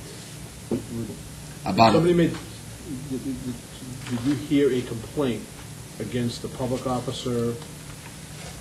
Yeah, I think it was a... There was a complaint about me, but they made reference to someone who's been out of office for 4 years by making an analogy to something that person did that they thought was derogatory, or that was inappropriate. Larry, the only what I'm trying to get at here is that, governmental bodies have to follow all the provisions of the open meeting law. Right. And the provisions of the open meeting law include when you can and cannot hear complaints about public officials. And the caveat, and this is Mass General Law, Chapter 39, Section 23B, I'm reading exemption number 2, and to consider the discipline or dismissal of, or to hear complaints or charges brought against a public officer, of which a school committee member would be. And that person has rights under the open meeting law. They have the right to have that complaint heard in executive session or open session. That's their right, not yours or the person bringing the complaint.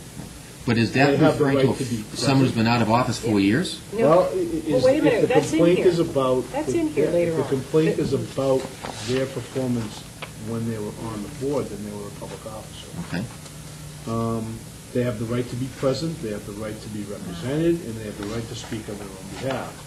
So, if someone's going to use the visitor's component of a public forum to issue or to make a complaint against either a current staff member, a current employee, a current official, there are certain protocols that have to be followed.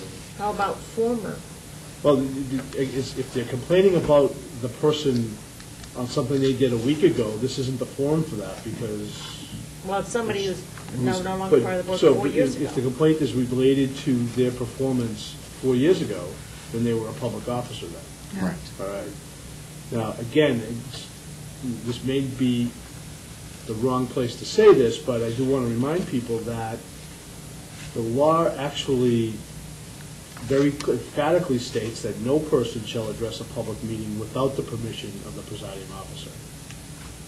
There is no inherent right for any citizen to address a public board in law. And we agree. They have to be recognized by the presiding officer, and the presiding officer in that board has the right to establish rules or policies in this place for how that public comment can take place.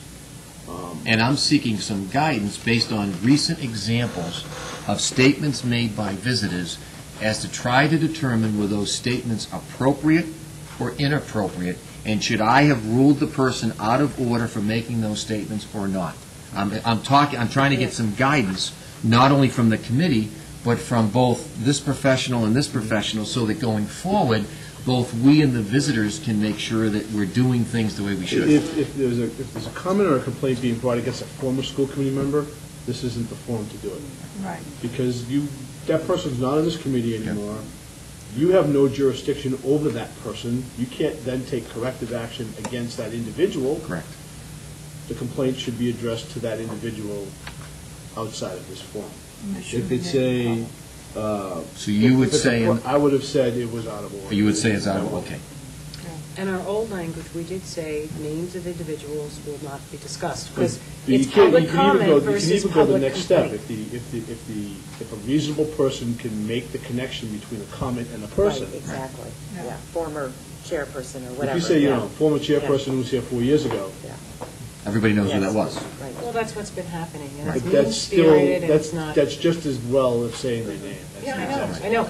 And previously, the chair was always given the authority to cut that off. Right. And And I don't it have the still back of the allows agenda, I didn't bring it. It's still allowed. Right. I think, though, can I make just a comment, talking about the previous meeting where you were attacked, Larry, and called a liar.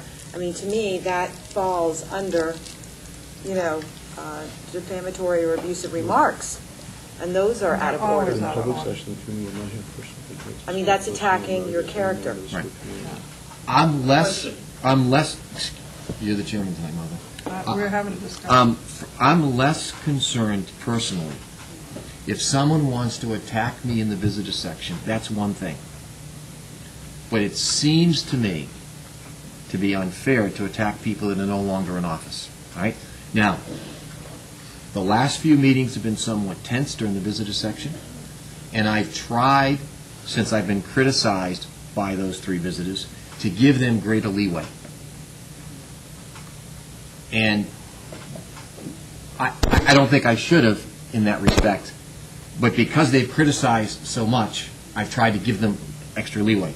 And that's why I'm trying to discuss here at the board, if I were inappropriate for not ruling them out of order the other night, then now I would have some better guidelines going forward to say, sorry, we're not going to allow you to criticize. If you've got a criticism of the existing board, the existing committee, that's fine, but I'm going to stop you right now if you want to talk about someone who's no longer here.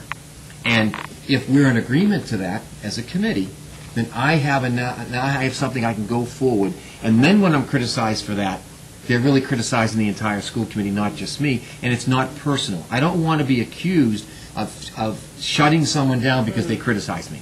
So as a result, I tended to give them more leeway than they probably should have had so that they can't criticize me over and above the criticism they've had.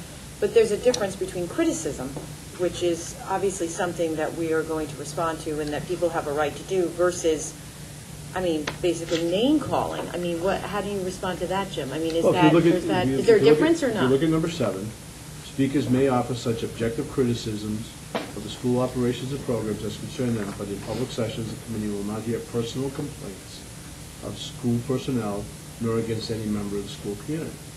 Which includes Because you have an obligation under Mass General Law to have that person here if that complaint is being offered. You have an obligation to do that. Right. But if the complaint is one of us, we're here.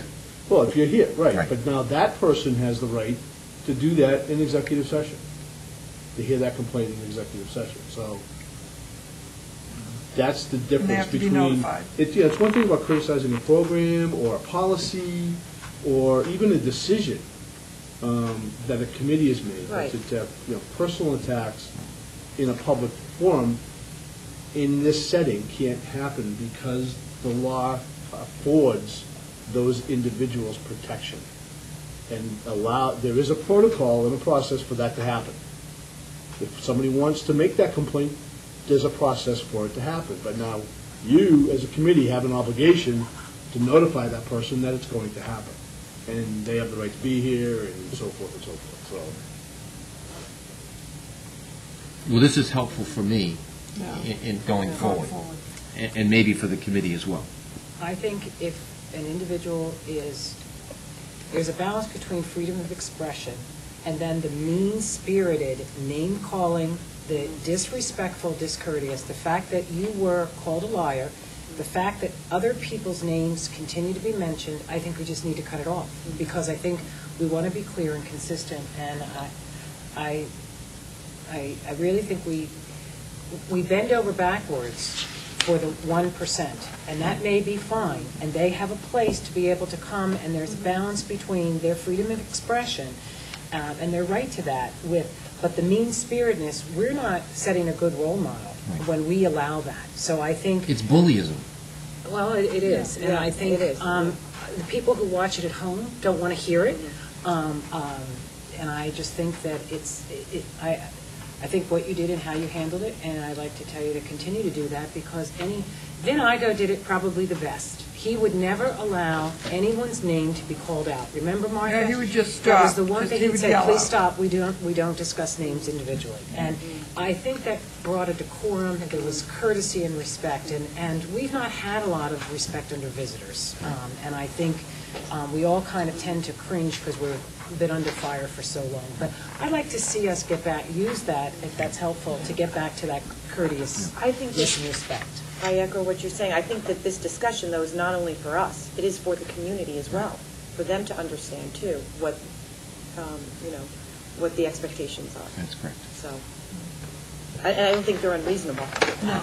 We welcome criticism as a body, and we welcome criticism in terms of whatever the policies or the decisions that we make collectively.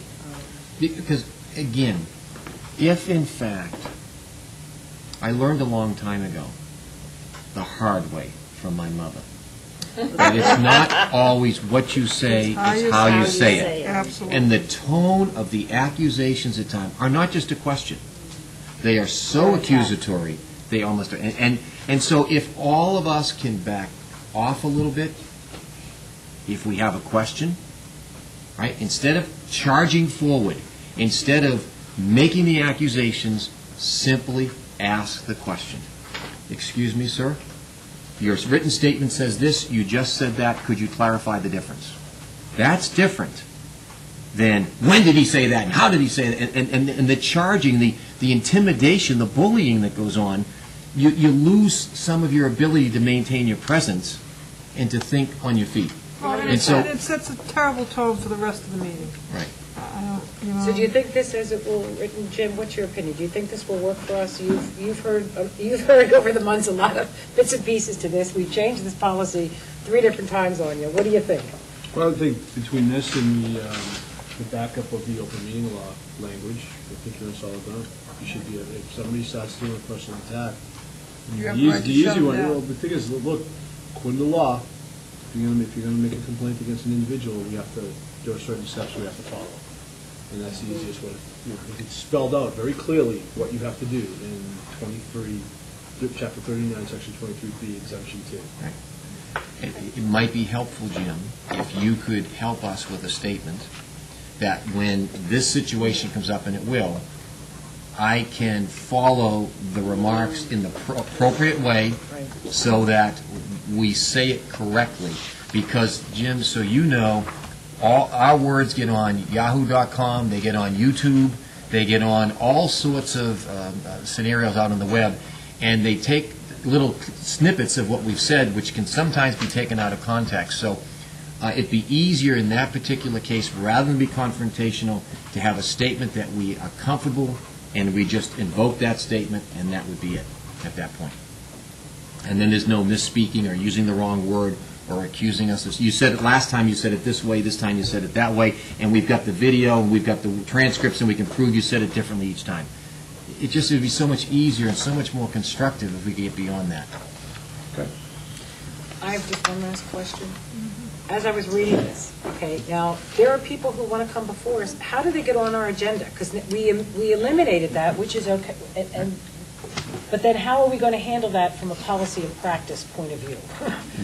We've said in the past that they could write and ask to be on, To be put on the agenda. and that needs to get back in here. Okay, so we took it out in one of our meetings because we were so confused with, so does this go back in now? Because that, I think, Jim, what we said is if a citizen would like to have an agenda item put on the topic, they have the ability to request that through the chair.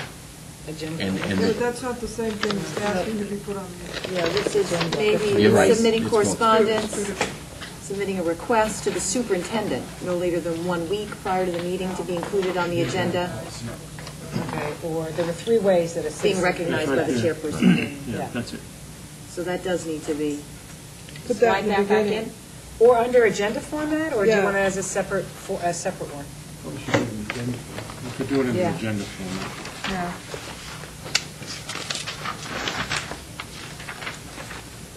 Yeah, I was surprised that wasn't in there either. Because remember, we took it out, we talked about it so Yeah, long, yeah. because we were having problems, and we took it out, and Yeah, it made but- sense at the time, Yeah. and then I'm looking at it, it's like, whoops, we need to get that back in. BEDB. BEDB. BEDB. BEDB. BEDB. We have no other reconsideration for inclusion in the agenda of any meeting unless so requested, such request will be made, but not really. And then you have to have a separate one? This has the So 1 week. we're talking about this piece, right? Yeah, that's what Jim's Yeah. just. Right. writing. Why don't you put Oh, those so 3? I should put yeah. the other, why don't you just include the 3? Just put it on the beginning. Citizens may address the committee at regular meetings by. Aye. Do that first and then put number 1 underneath it. How's that? You okay with that, Larry? Yeah.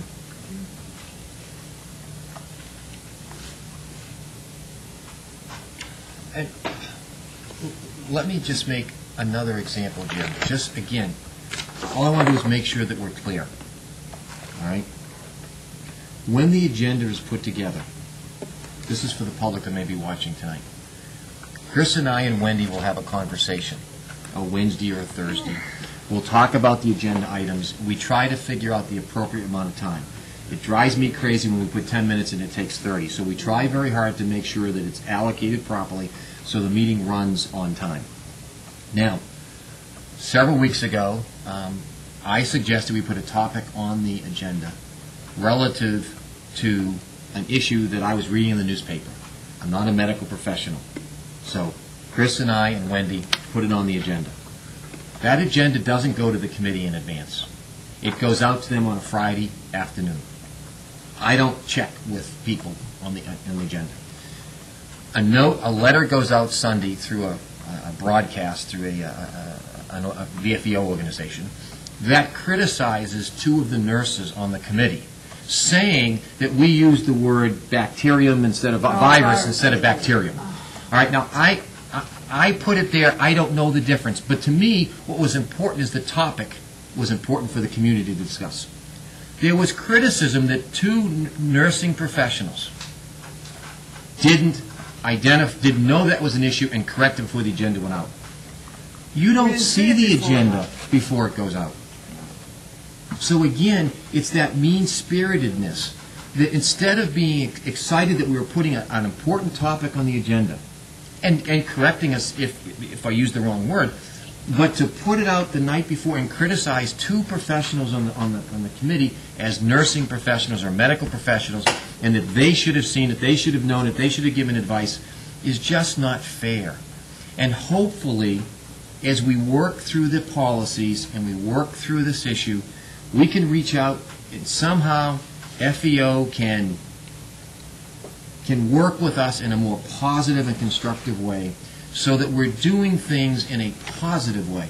And then maybe they don't even understand that those kinds of negative, derogative, insulting comments hurt the communication between us and them, or between us and the community. And you know, we don't have to be that precise or that critical of people. So I only say that because I want, if those that maybe got that email, I want them to know that that was unfair because the two nurses didn't see it in advance. I take responsibility for putting it on the agenda. Chris and I didn't know the difference. It didn't make a big deal of difference to us. We wanted the topic discussed. We wanted the school nurse here. We wanted the athletic director. We wanted the topic on the agenda. So when we do the agenda, that's how it's done. It's done on a Thursday, usually it's finalized on a Thursday. It goes out in a package on Friday afternoon, and some committee members may not even look at it until Sunday afternoon. So, you know, understand how the process works before you criticize other members. Criticize me is fair. It was my mistake. It was Chris's mistake. Criticize us, that's okay. But don't criticize others, that's unfair. That's not the way the process works. All right. I added the 1, 2, 3 back to the agenda. On BEDB? Right. BEDB, okay. Great, excellent. What number are we up to? BEEE?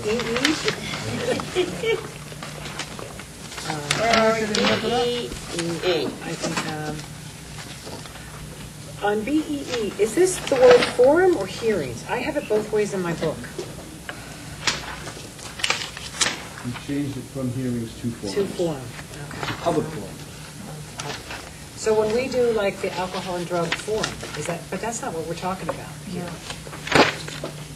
So are we talking about public forums? And when are we talking about hearings? Well, it says all public hearings. So should it be hearings up above, the same as it is here? It used to be. You guys changed it. I know. Public forums. Yeah. I think it is a little confusing. It's hearings. in the hearing. Did you change that? Can we change it back to hearings, I did. just to be consistent? Thank you. I'm like, it's hearings in my book. Where did forums go? Okay. I have another, just, again, a definition of. On BEE or? Yes, Okay. BEE, number 1. Right. When it says in all local media. Are we just, what are we referring to when we say all local media? Because my concern is, we have to ensure then that if we're saying we're going to do all local media, then we have to do all local media. And I just, Where's all local media? number Number one, one. under BEE. I mean, I know it has to be posted at the town hall, but that's not the media, but the reporter, Well, our most alone, yeah, but the cable. If we were That's doing a us. public hearing, we'd post, when we had to post it, we'd put it in the Foxborough Reporter, correct? So Okay. should we, see, the Foxborough Reporter may exist, it may not exist in 10 years, so. Well, I mean, is the Sun Chronicle considered all No. local media? No, okay, well, I'm asking the Might question, be. Nor because is somebody the may Country say, well, it Gazette. wasn't in this particular, Because that may be maybe- regional, because it's multiple maybe communities. I'm being picky, but I'm No, it's a just, good point. I just, we're encompassing everything by saying Right. all. You and I can think take we need all to- out and just We put just say local. in local media. In local media. That gives Done. us the discretion on it. Yep, Yeah, that's good. all right. Good call. I'm BG. sorry. I had asked, maybe you overlooked it, but I had asked to answer something in that section about public input. I know that in the future, it will be said that we were given plenty of opportunity to answer and to talk. And I don't know if maybe it was overlooked, but I don't know if you want to entertain our question. Could you repeat your question? Yes, we asked to talk with that segment that you were discussing public input. And there were several issues, and we were not recognized because we were in the middle of the discussion. And, you know, Okay, so what do you want to address? Which part? there are so many issues there. And obviously this has become very acrimonious. I just want to understand that when the committee members say about intimidation and whether it's the right tone, whether we should follow the example of the committee that already was set. When we were called, when it was said that they would not allow us to violate the policies anymore. If that's the tone, and if that's not bullyism, as it was called this evening, then okay, we will follow that example. Can I respond to that for you, sir? All right? I'm so, I'll respond to your question, because the question is directed to me, because I made the statement. Is that correct? I made the statement. The committee has been discussing this, and the committee has. Right. But I'm the one who made the So I'm statement. addressing it to them because it was in reference to us. That's correct. And our name was brought up. I also want to understand what is it that you call little snippets, because there's an inconsistency here. There's a double standard. When 4 words are taken out of a transcript of pages and says, I apologize, it will not happen anymore, out of 35 minutes of discussion, then is that a snippet? And if that's the example that the chair brought, Yes, I did. The chairperson. I said that. yeah. And if that's the example of a snippet, then we'll accept it as that. But we should have the same standard. That's all. I don't want to take your time. I just want to be as courteous and as diligent. I just realized that when I was born, my mother told me, if you tell a lie, and a lie is something that is not true, they'll call you lying. And I understand that this country was based on that Washingtonian spirit, that example of George Washington, that we hold dear, that he stood up and said, yes, I cut the tree. That is important. Not just once, but always. And I would say to you, sir, that we discussed the written statement being given to us 2 evenings when we did this, while you two sat in the audience, and 3 separate times after that, when you came during visitors, I reminded you of the change that we had. And each time, a passive-aggressive behavior said, okay. So I lost my patience with your passive-aggressive behavior, and on the 3rd time said, if you're not going to follow our policy, then I won't let you speak. The word policy was probably not the correct word. all right? But the point was, we had discussed it twice, and I had asked you 3 times. I lost my patience. Was that right or wrong? Now, when you talk about snippets, when I said the 3rd time that I was no longer going to recognize, what I received from a third person who's not here was, I apologize, it won't happen again. So all I was saying was, in my view, there was an acknowledgement that yes, we had this discussion, yes, we had clearly identified it multiple times and given you the benefit of the doubt many times, and you chose to ignore us. And that's where I was frustrated. Now, calling me a liar because my written statement said one thing and my verbal statement said something else. If you go back and watch the tape... Can we answer, sir, please? Martha, you can deal with it. Because... No, you know what, this is not... I'm sorry, no, ma'am. this is not... We've been attacked here and for so long. And we just want to be courteous and show again the issue. Because the gentleman is here. Mr. Hardy was here in September 30th, 2006, when he said that... 2006, oh my God, I can't remember that. Last year.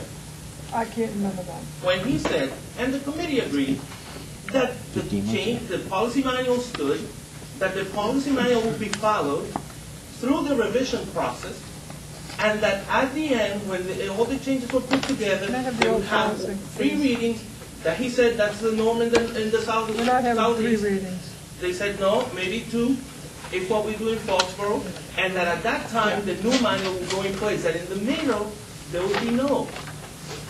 The old manual would be in place. So all those Just add one little caveat to that, was that I also said that if there was, and I don't know if you did this, so I'm not implying that they did the step, but if there was a policy they needed to adopt right away, take it out, Yes. go through the process, adopt it, don't wait for the manual. Absolutely.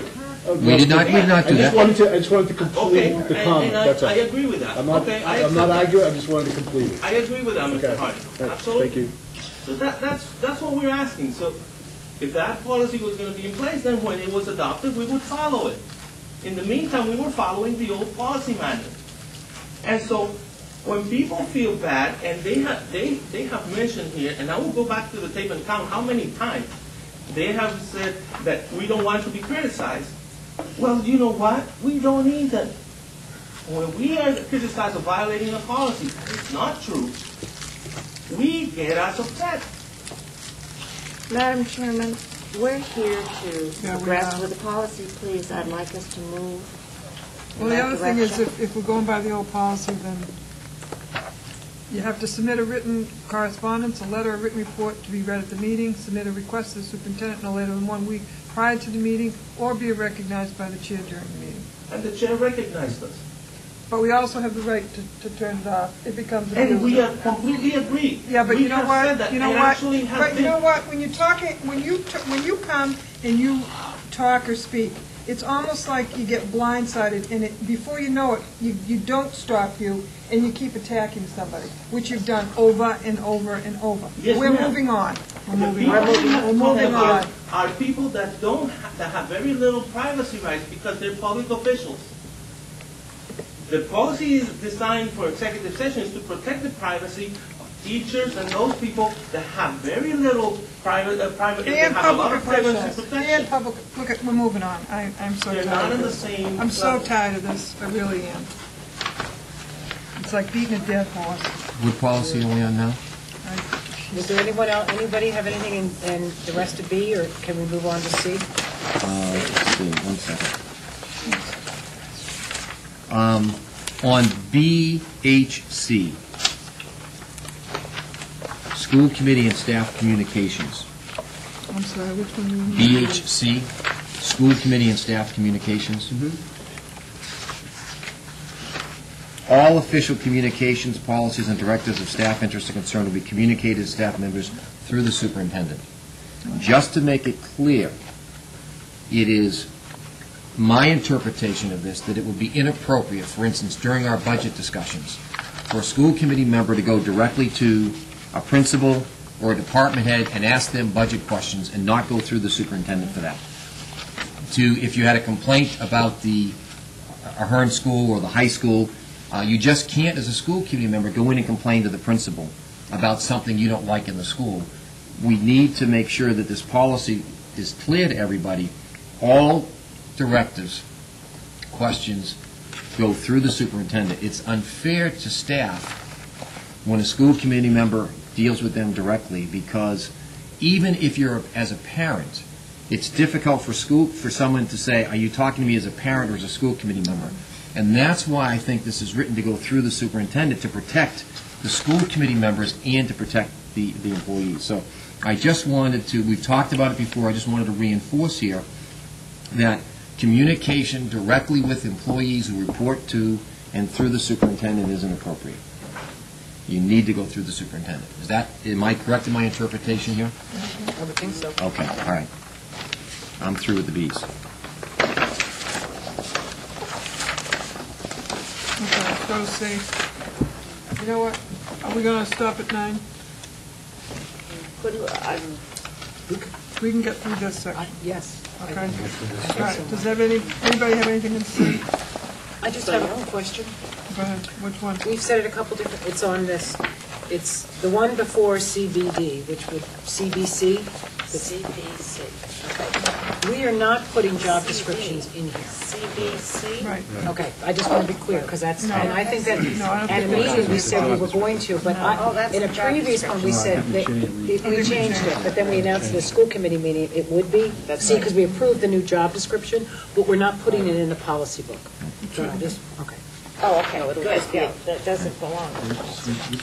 On There was what, we had, we agreed at the policy meetings that we would not be putting the updated approved job description for the superintendent in the book. But we were talking about it a couple different ways at school committee meetings, but I want to make sure it's Or it not should going to be be. in the job description. Book, absolutely. All the Right, job right, right, on I'm glad you clarified that, too. yeah. CBI, Katie, can you just make sure that all the work we did on the evaluation of the superintendent is consistent? Because we did all that work subsequent to this being changed, so Okay, let's yes. just make sure we're okay Okay. with that. Does anybody have anything else in C's? On CHCA, the approval of handbooks and directives, the last sentence in the second paragraph, therefore, the school committee expects handbooks requiring approval to be approved prior to publication. Don't we want to say something about this? It's the superintendent and the school committee? Is it, because it really is approved. Handbooks, we approve handbooks, but they're approved in essence by the superintendent before they come to us, right? Is that, or do I have the process School back? committee and/or superintendent? All right, so right, they don't come to us before, they go to the chain of command is the superintendent. I don't want to misinterpret that. So we just want to put superintendent in front of school committee in that sentence? Yeah, because that's the way we would, So that's the by way we the would follow. superintendent and the school In the school committee? committee. Jim, as long as you've got your laptop there, when we say requiring approval to be approved, why don't we say by the superintendent and the school committee prior to publication, just so it can, Yeah, the flow. approval and the thought flows better. That's all. And not slash or, should be and. Well, we're saying, by the, I think Kate was suggesting by the superintendent and/or the school committee. Is However that, you want to say it. is that, yeah, she wanted superintendent first, because he approves first, or Right, she, depending okay. on the gender of the So superintendent at the time. I'm sorry, Larry, I was fixing what, We say, that sentence is, therefore, the school committee expects handbooks requiring approval to be approved.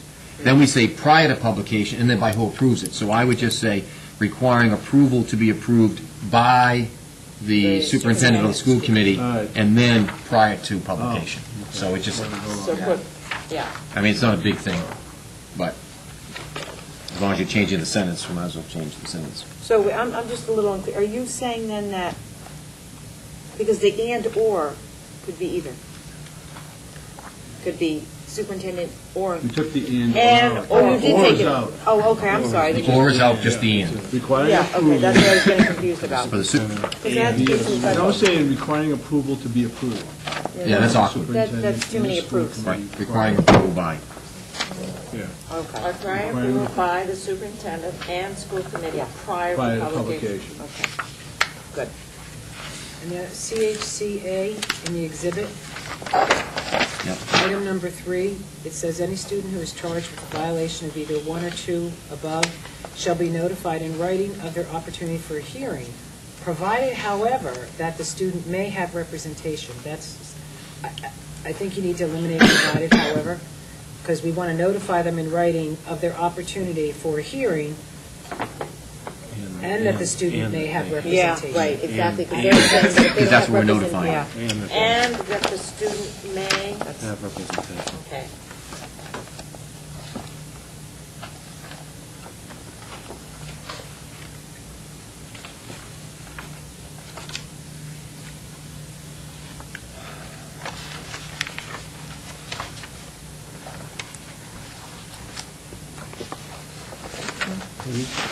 No other Cs?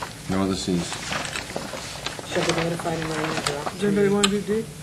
Let's do Sure, D. let's do D. Yeah, actually, Overall, I don't want to be here till July. I know. That's actually how it's worded in 37H. Shall be notified in writing of an opportunity for a hearing, provided, however, that the student may have representation, along with the opportunity to present evidence and witnesses at said hearing before the And principal. Mass General Law, I want to cite it, but when Yeah. I read that, it's not clear to me. It is not clear to me.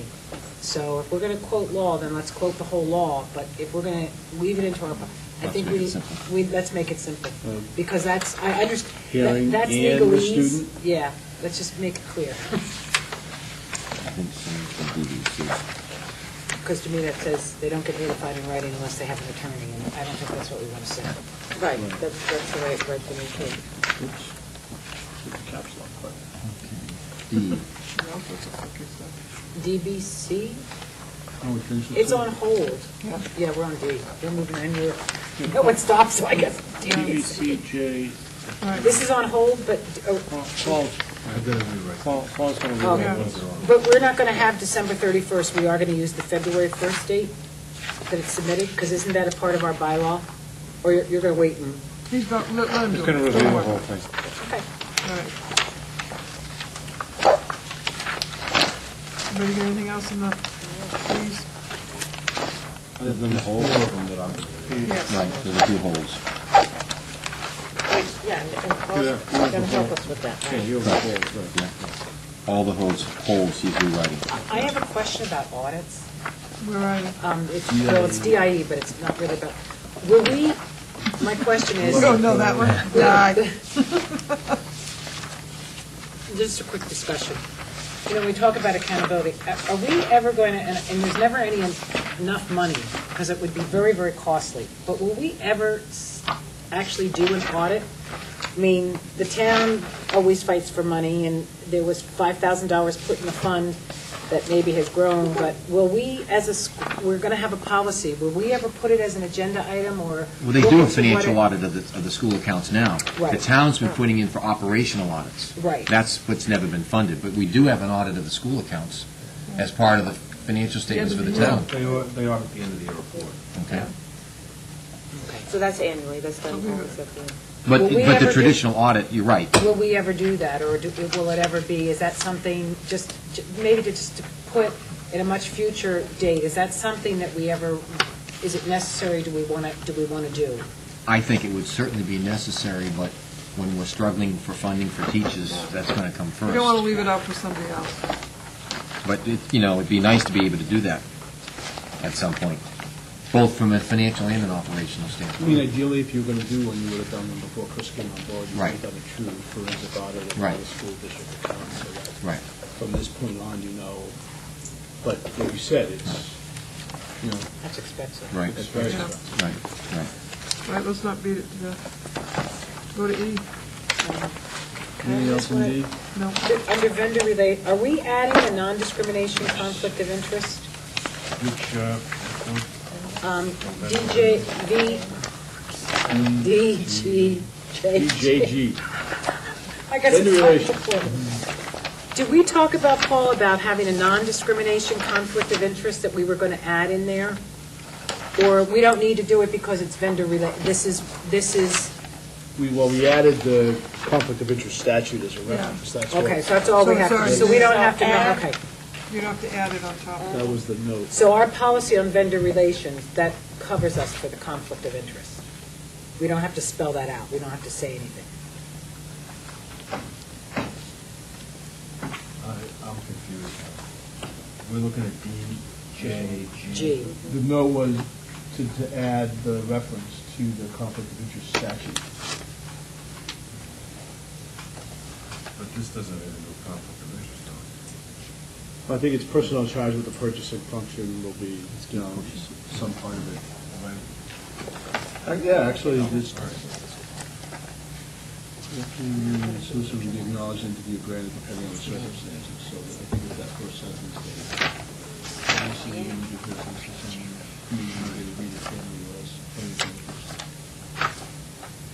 So we don't need That's to. more in the purchasing side than. Yeah. than here. Okay.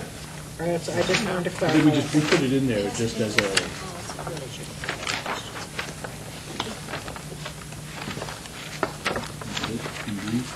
Yeah. In section E, Paul, are you the one helping with the transportation? What about the holes in E? Those are Paul. Those are Paul. Those are, Yeah, don't worry about it. Paul, just so we can move this forward, we'll take those out, I would think, and we'll move this forward to a first and second reading shortly. But would you, and I know between the year-end report and the budget and a zillion other things that you're working on, but do you have a rough idea as to a timeline when this will be done? Are we looking at 30 days, 60 days, 90 days, or? I'll shoot the 3rd. Okay. and I mean, it's hard to take vacation. You've got a million of things going on, so if you said 60 was realistic, I'm okay with that. I don't want to box you in. I'd like to come back with but I do wanna- some of it, within the 30 days. Whether Okay. I'll have all of it done within 30 days, I can't guarantee. But I'd like to come back and at least get section D done Okay. within the next 30 days. Well, what you might want to do, Larry, then is to, when you move the book forward, Right. just have an acknowledgement that the following policies, That's, we're moving this section forward minus Those, right. that, well, we just Right. added one and took one off. Right, Okay. right. So in, each one of them still says hold on the top of the Right. page, so. So it's clear. And then when Paul finishes his rewrite, he can take those up individually. Individually, right. And add them, but that way, at least the placeholder's still here. Right. Correct. And Paul, for instance, I don't have a problem if yours are done over 4 different evenings. So that, Oh, yeah. as you get them done, we'll review 4 or 5, we'll approve those and move on. Because there are other things you have on your day-to-day job other than just this, so. Thank you. We're on E? Thank Are we up you. at first aid? You're on E. I have a question on EBB, which is the first aid. Oh, yeah. The second paragraph, where we say, first aid is defined as the immediate and temporary care given in case of an accident or sudden illness which enables the student to be taken safely home to a physician or hospital. We distinctly put in language around hospital, and then because we spell out, who pays for it, so.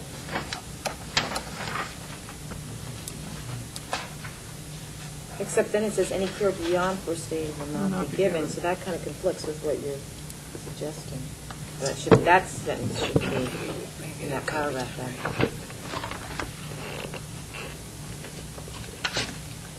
There is a typo in number 2. Right. Yeah. Sorry. But, Remember?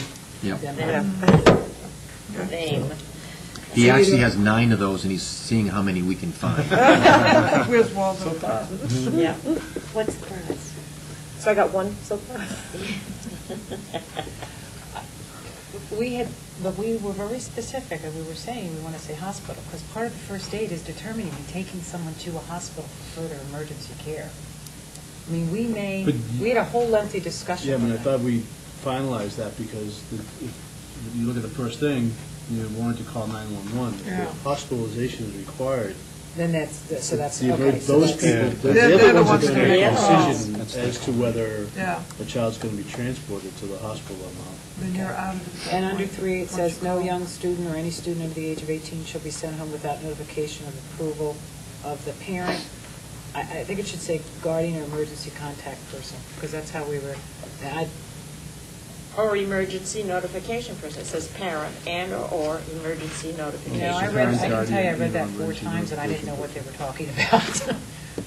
we say throughout all of the cards, everything's, you ask somebody, who's your emergency contact person? You know, parents are requested to give those. We don't. So what's not clear there? Is the word notification. Yeah. Change it to It's parent contact. gone or emergency contact. Yeah. Emergency contact person? Contact, yeah, that's how it. Well, if that's the phrase that she used, we should keep it consistent. What, notification? Well, if the common term for the little emergency card is the emergency contact person, then that's what we should Right. say. Okay, Change so it. we I just. have it, it's used on a regular Well- basis. If you said to me notification card, I would not know what you Okay. were referring Yeah, to. it's Yeah. easy. It's already fixed. Okay. Next. Okay, any other E's? Well, this is on hold, so it doesn't make sense to Yeah, discuss. I have one on here too. Let's see, wait a minute. Another one on. E is a lot of Yeah. work for Paul. EEAA? Yeah. Which one are we on now? Oh, I have a question. EEAG? Or do- The EEA is on board. Oh, the whole one? It's So we'll- not contract student, it's contracted student transportation services, right? Isn't that just a typo? Gave you an EEAG? Yeah. Student transportation. It's contracted. That's what it was in the old one. What's the letter? It's on hold. It's, Yeah. Katie, you're EEAG? Yeah. And maybe this doesn't need to go in there, but we query the personnel that is transporting the children in school buses, Right. even in private vehicles. And it doesn't say that here. I'm just wondering whether, oh, no, I'm sorry, appropriate. Private vehicles may be permitted. Second sentence. Okay, wait a minute. Oh, okay. Appropriate query check. Okay, that might, no, actually, all right. So that's just going to be assuming that, okay, that the superintendent has evaluated that query check. All right. Never mind. Sorry about that. That's all right. Well, you know what? We all focused on it. You want to do F? Sure. Sure. Oh, that's, What? Yep. That's it. For E, now F. oh, Michael Lear was taking care of all this for us. We could just. It was just one whole and Right, one hold, FB. Yep. Just F3. Three, yep, that's the only one I had a I was okay with F. I was too. Mike? Just F3. What? Is it all set on this? On FD.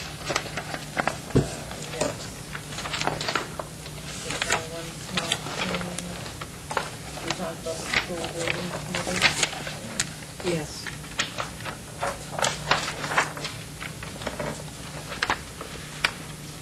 So do you already fix it? Yes, he just wants the proper name,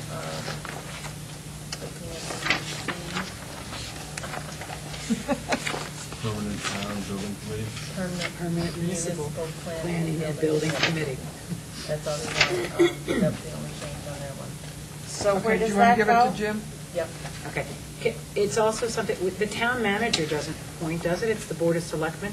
Isn't it the Board of Selectmen appoints the Permanent Municipal Planning and Building Committee? I think it's now the town manager. You know what? That's the only thing that just, All right. who actually makes the appointment? Andy Galla manages it, but I believe all appointments Okay, are made let by him the just Board of check. Selectmen. Let's just check. It's not debated. So- Anybody else on the F? So actually, is our facilities planning no longer on hold? That No, was it's okay on to hold. move It's on? on hold. Check. Still is. It's still on Check hold. one, two. Okay, thank you. Anybody want to do G? No? Now let's do G. Let's do G. Keep going. Go a little bit longer. Yeah. You might get it done. Who's got anything in G? Just let me know. and I'll pump it in. I had nothing in G. I have, it's Human Resource, GA. Right. It's Human Resource Policy Goals, is I believe are correct. Not policies, goals. And we went back and forth. Yeah, we talked about that. And So we want a policy. policy, Policy. And Bev really wanted to leave that first paragraph, which I think is very good. And if we're going to do it, I think the format should be consistent with our other policies. So instead of a note, no, instead of a note at the top, we should just Put the note on the bottom? No. Just If make it a paragraph? Make it a paragraph and start with the Foxborough School Committee realizes that although the Education Reform Act of 1993 mandates the process of hiring school district employees other than the superintendent, assistant superintendents, school business manager, and special education director, they are responsible to the students and citizens of Foxborough to ensure that the highest quality individuals available are hired to meet the needs of the school system. So, What's wrong with the district? We always refer to this as the district. because now it's not a note, I think it's a wonderful idea. Oh, But we oh. should be stating it as our policy, as our belief, instead of just as a note to start.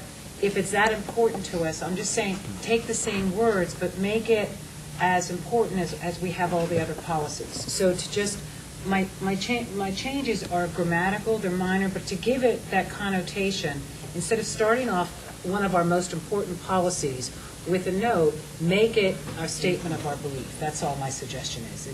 It's keeping the intent of what you wanted, it's just phrasing it in a way that's a little, that's polished, so that it's not just a sub-note.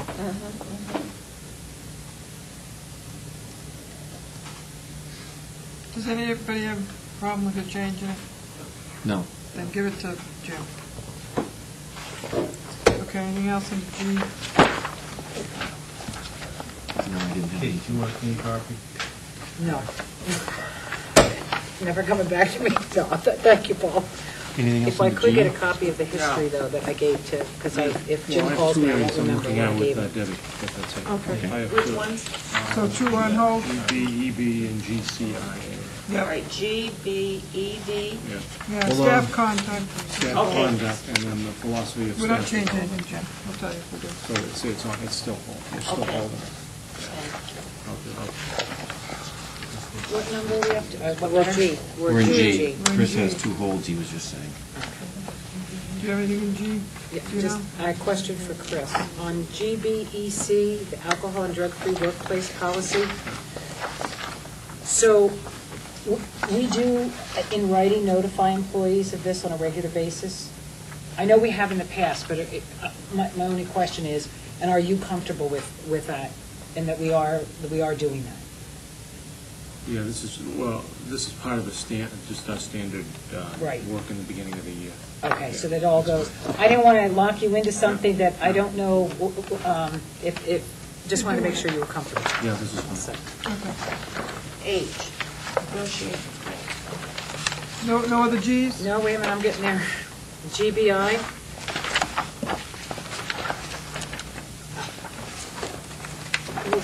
Staff and employee can be used interchangeably, but on some titles, we call them employees, and then we go back to staff. I would feel more comfortable if we just called it employee participation in political activities. I'll change it. Jim, would you just make a note Not to do with there, I'm still globals? doing this. Oh, okay. Let's give him 2 minutes to catch up, then, so we don't confuse everybody. You know what? I'll pull it out. Okay. We're going to put it on. And just write on it, circle staff, and then write do global staff equals, what did you want to call it? Employee. Employee, okay. Okay, keep going. Anything else in G? I don't think you can really do it at global. If you look at the last two words of that last paragraph. For any staff We're member? going to change it for any employee member. That doesn't. So then leave it staff.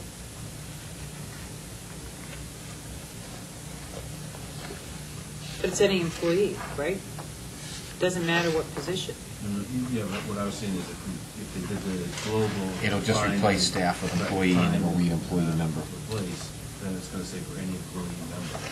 Because it wouldn't know enough to say the word member doesn't make sense now. Then leave it as staff. Leave it as staff. Too much. Okay, anything else under G? I just have a question for Jim when he's ready.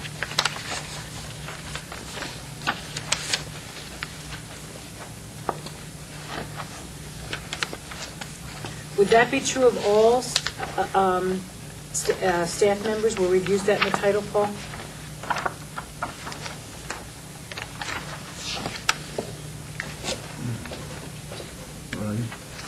We didn't change it, so don't worry about it.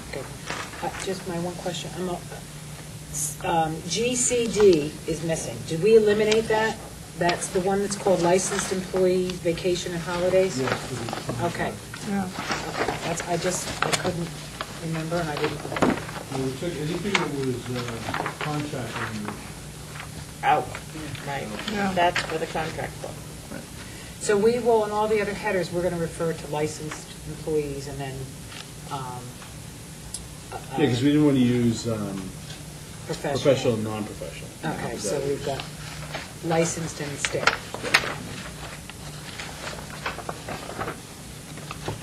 Oh, geez.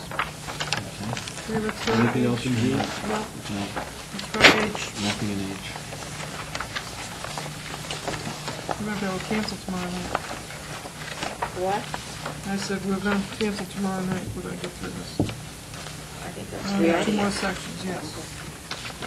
Anybody, anything in H? No. Go to I. There were just a few holes on graduation requirements and things. So then they'll be done afterwards, don't worry about it. Right. Yeah, Summer school, secondary classes of yeah. 15, all Listed the in there. internet policies, Yeah. progress reports, homework, graduation Chris, requirements. I have a quick question for you.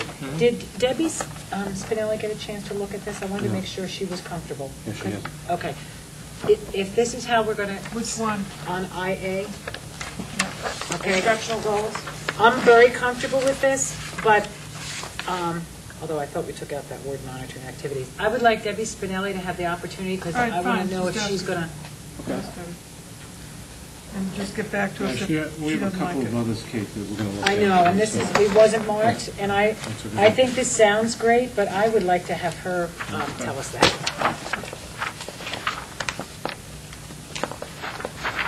While people are flipping through the J section, I just wanted to comment, Which say? as we're flipping through the I rather, Yeah.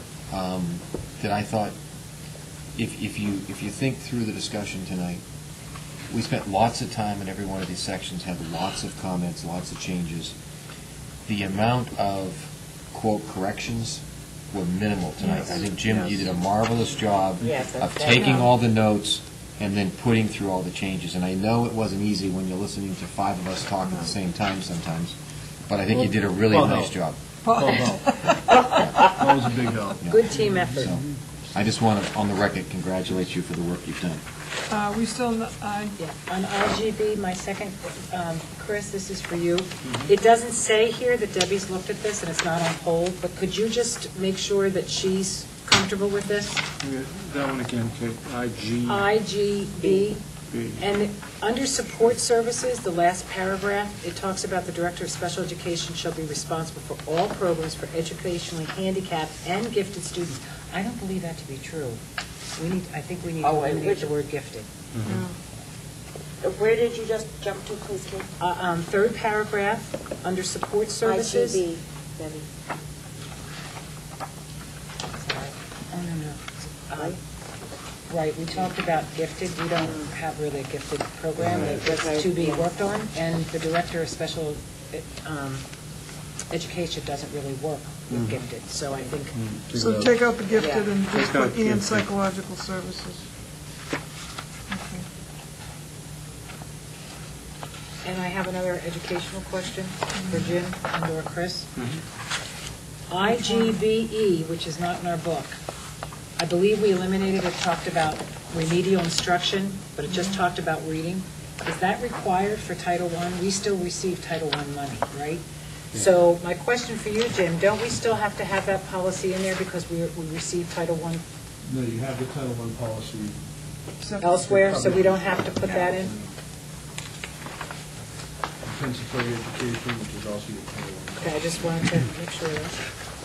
This Don't wanna didn't lose talk that money. about- This document didn't talk about Title I, it just talked about remedial reading, having remedial reading tutors, so it wasn't necessarily But they were tied paid. directly to Title I. No, but that's how we may have paid them in the past. So, and we lost our Title I funds for math because we didn't, so I just wanted to make sure. Can I add, IHAM, we had a policy that was occupational education, so have we eliminated that? Under health education? It becomes right before health education. It was called IHAI. I have a note that says, Jim says out does not apply. Yeah. So it no longer applies? We don't do it. Okay, that's fine. I just want to make sure, because I didn't, I had asked him to make a couple changes under homeschooling. When you go down to the third paragraph. Yeah, We already one of the fixed it. global searches, we took Yeah. out student, and because we were changing child to student, and somewhere along the line, we changed child to school committee. Yeah. So when the school, the parent was going to remove the school committee from I school. picked it up. very good, Martha. Prior to removing the school committee from public So schools. you may want to take student- that. Congratulations, Rick. We never said you were perfect, and nor do we expect And perfection. there was another, in the next paragraph, the same thing, Couple so of those. we fixed that. Fixed them already. I have it around. You know you get another, Yeah. you're going to get another one of these, right? Yeah. I have a question on IHAM. Yeah, we really officially call it, it's no longer health, it's health wellness. So shouldn't that be the name of our policy, health wellness education? Yeah, IHAM. you could do that. Health wellness? Yes. Health That wellness. would make it consistent, right? Yes. Is that the one with the R? Yes. Okay.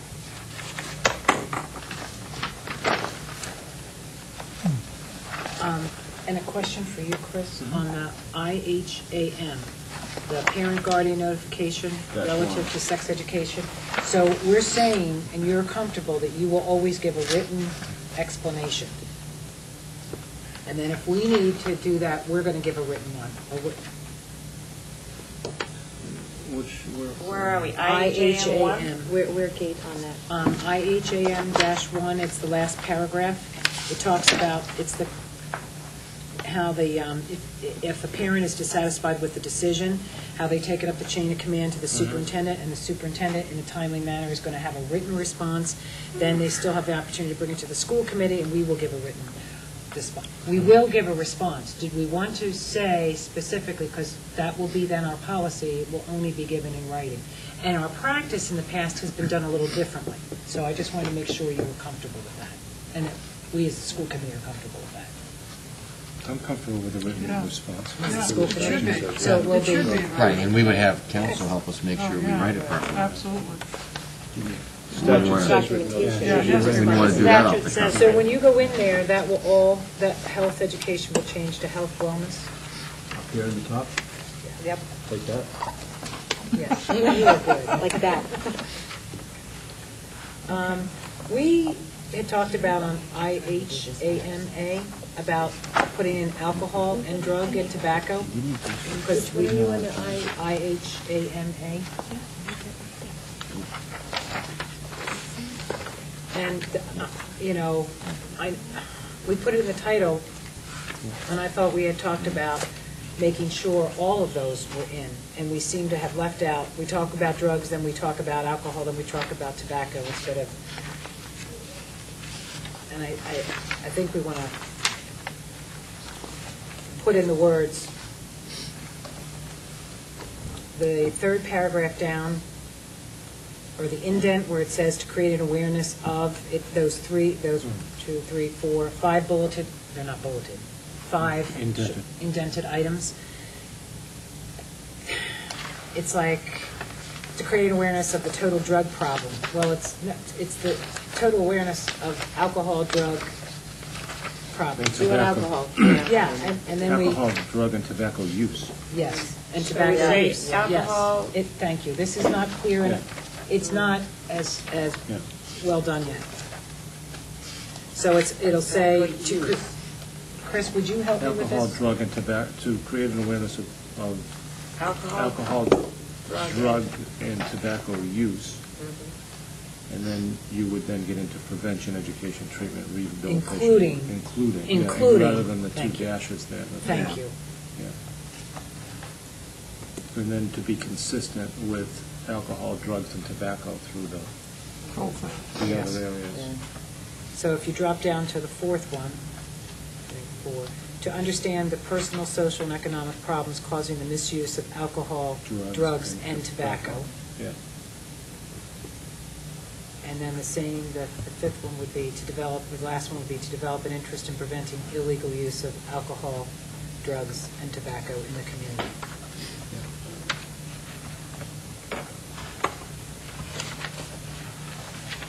Good.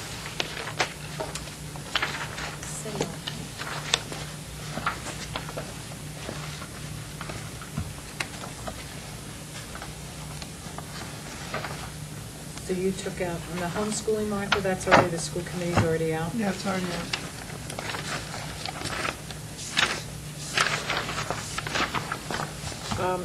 Just going back to that one, Kate, that you were just talking about, the IHAMA, are we going to include tobacco in that second paragraph too then? Because they do talk about drug and alcohol in the second paragraph. We can do So if you want to just make sure throughout Just that. make it consistent. Yeah. Yeah, just Of make it. alcohol, drugs, and tobacco. Yeah, just to make it consistent, I think that's. Are we somewhere else now? Where are we now? On the homeschooling one, IHBGR, item number 4,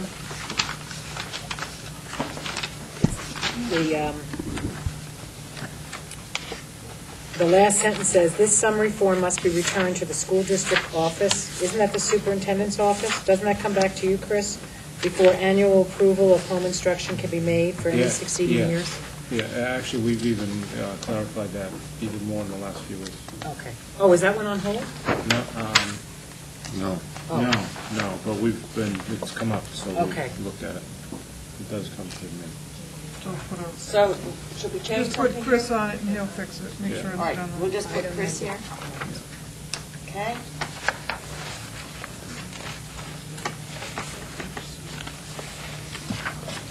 Other than the alcohol, drugs, and tobacco language, what other changes have you made while you're doing this? I think the only other one was on IHBGR, number 4, last sentence. It says school district office. It should read superintendent's office. Number 4, the last sentence.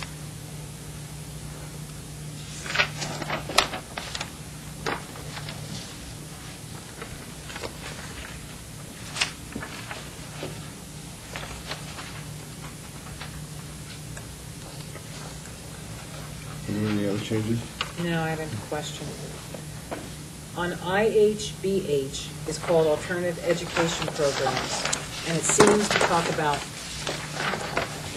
one level of possible alternative studies, but then we have this other program back here later that talks about alternative education for it appears, needy students.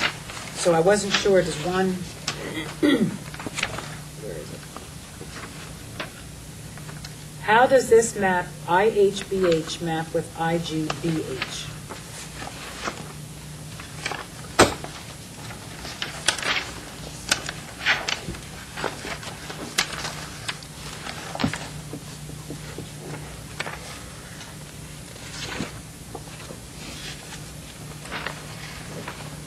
I can't even find it now, Jim. Alternative studies is one thing. Alternative education, that program, we use the same. IHBH. Yeah. IG.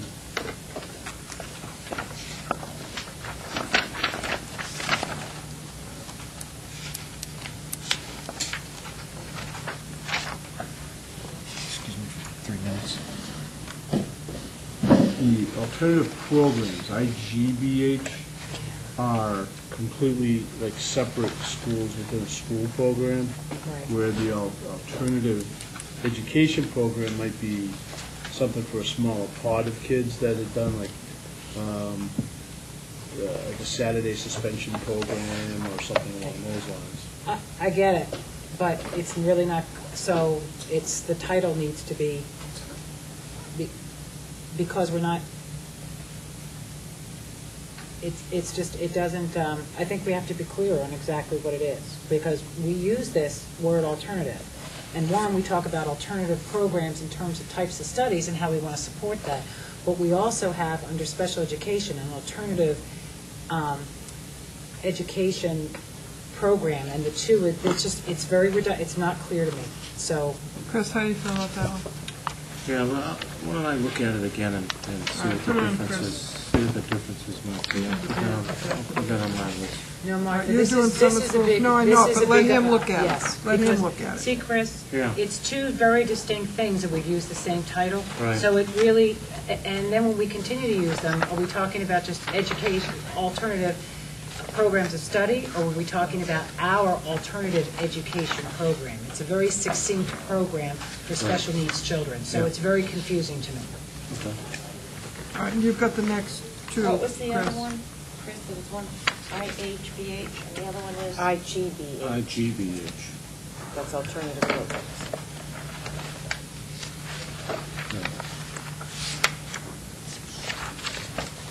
Okay, I'll look at that.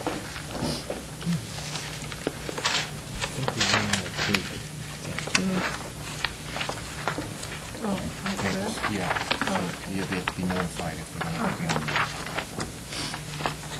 Anything else tonight? I'm not there yet. Chris, do you have anything on the I? Other than the ones that I already have on hold, Okay. assessments.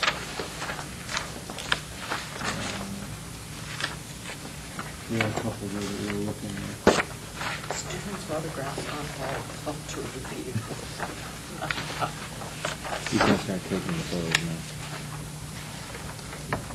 now. You on J now? Yep. Yeah. No, I'm sorry. All right, well, what? My question for you, Jim, is the community resource person speakers, the IJOB, we eliminated that?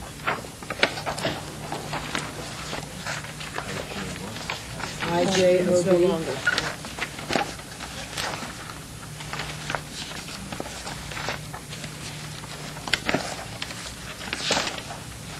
Did I pass over, does it talk, it doesn't talk about email here, that's in another section.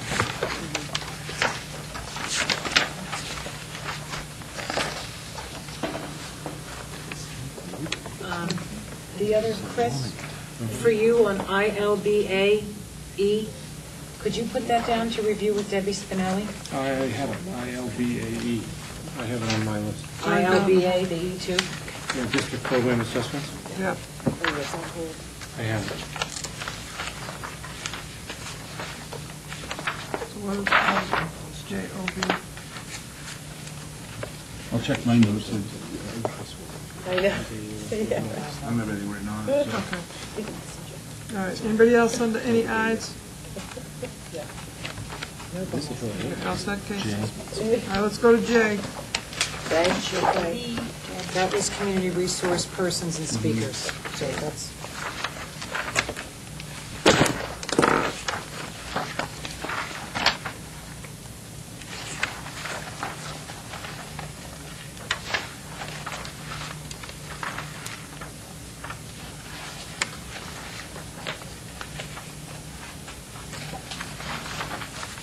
The non-resident students, that's new, right? Because we didn't look at that in the summer? What's Or the any of letters? these? Or is that our old, it's our old I policy? think it's, Which one? Non-resident students? Yours. Could you, Okay, so that's, yeah, what's the letter? that JFAB? yeah, JFAB.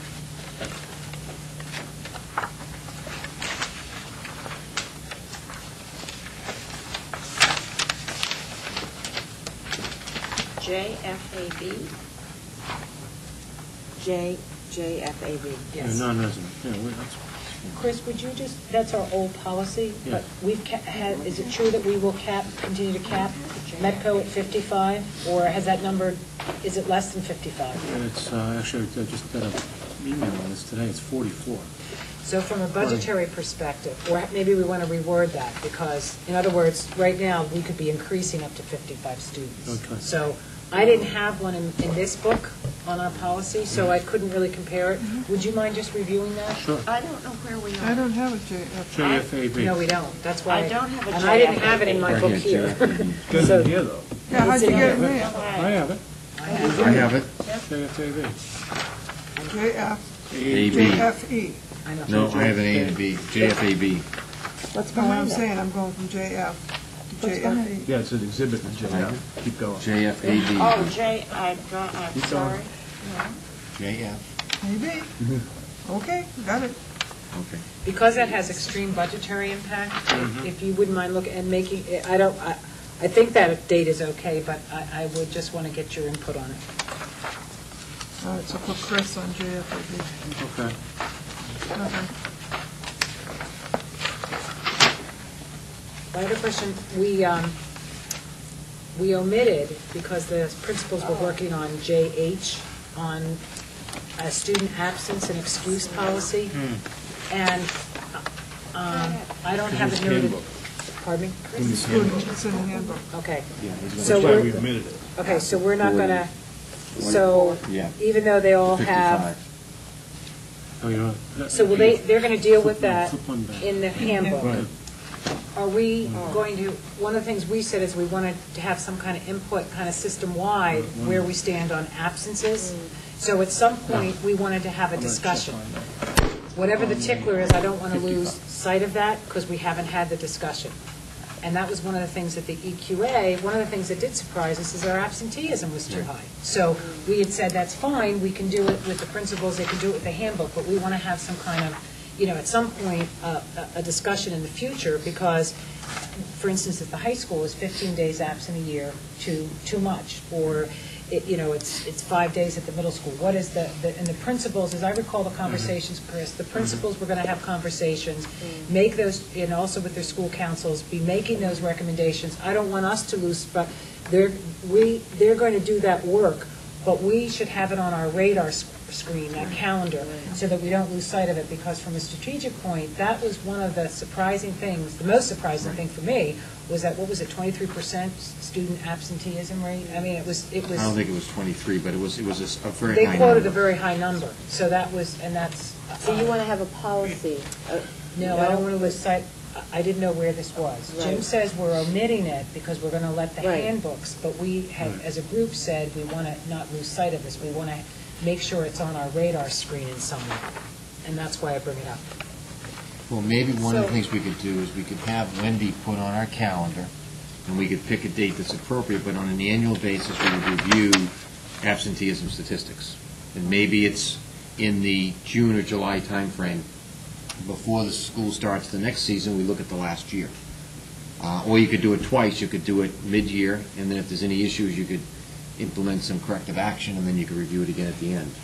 Okay. So maybe what we could do is, Wendy, just put on our calendar in a, a December timeframe and a June timeframe to look at absenteeism. She's going to have a tickler file thicker than our, Well, committee but if we do, minutes. if we start putting, on her computer, she can put agendas for every 2 weeks. She just put it on that agenda, and it's out of the way. She don't have to worry about it in a particular file.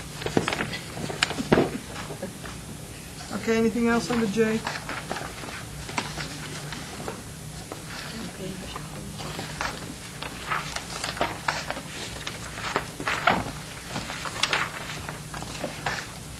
Did you have anything? No. No. Jim, this is incredible, thank you. We never could have done this by ourselves. And Jim, I mean, it's amazing. the fee was $10,000, so what did we pay? Nine. So Nine. $9,000 for all the work we've done, and the fact that we get updates on a regular basis going forward. You know, it's a great service you provide. If we're through with J, can we go to K? Yeah. Then I'll give you a big thank you at the end. He's been waiting. I'm not the one, I know it's I'm not looking at anybody individually. Mr. Cox, JJEA. JJEA. Very last sentence? Sorry, we're through with J. I know, well, I'm sorry, I'm just too You gotta slow. give us a minute to get there. Yeah. JJ. Yeah, that was EA. great. Okay. That's too Oh, fast. I'm glad you brought it up, actually. On JIE pregnant students, I have to change the language in there. J.I. what? JIE pregnant students, we can no longer require a physician's note for a student to continue in school. It's been ruled discriminatory under Title IX. So there's a new second paragraph that I have to insert in here. Okay, and you'll do that. I will So we'll do put that. Jim on this one. That's me.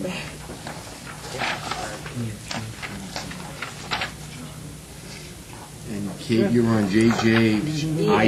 JJEA, last paragraph. In addition, administrators, I think we want to say and advisors, so that we don't unduly tax our principals, but I'll defer to you, Chris. Yeah, I think And we pay them a stipend for that.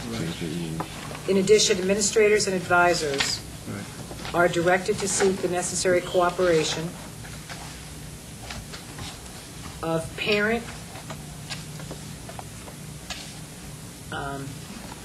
and teacher booster clubs, because they're different. You probably would want to say parent-teacher organization, since we do have PTOs. Oh, yeah, I'm sorry, And parent-teacher and booster clubs. And booster clubs. Does that cover it? Yes.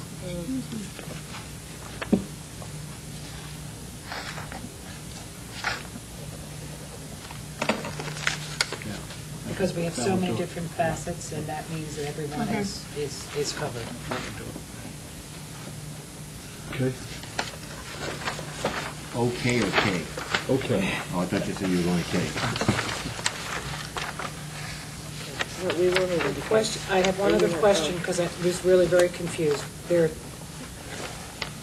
late night and overnight student travel, R is, well, it's not an exhibit. Where are you, so Kate?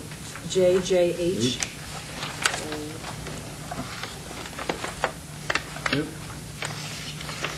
They paid me back for all those Foxborough. We'll talk about that later. Late night and overnight. The JJH, the late night and overnight, because one is our policy, and then this is just The procedures. the procedures. Okay, so that is going to be part of the Yeah. policy, but second paragraph, On which one? Which one? the late night, JJH. JJH, the late night and overnight student travel.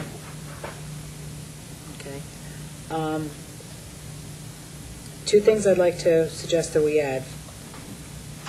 Final approval will not be granted until all preparations for the trip have been completed, including but not limited to all logistical details involving transportation, accommodations, arrangements.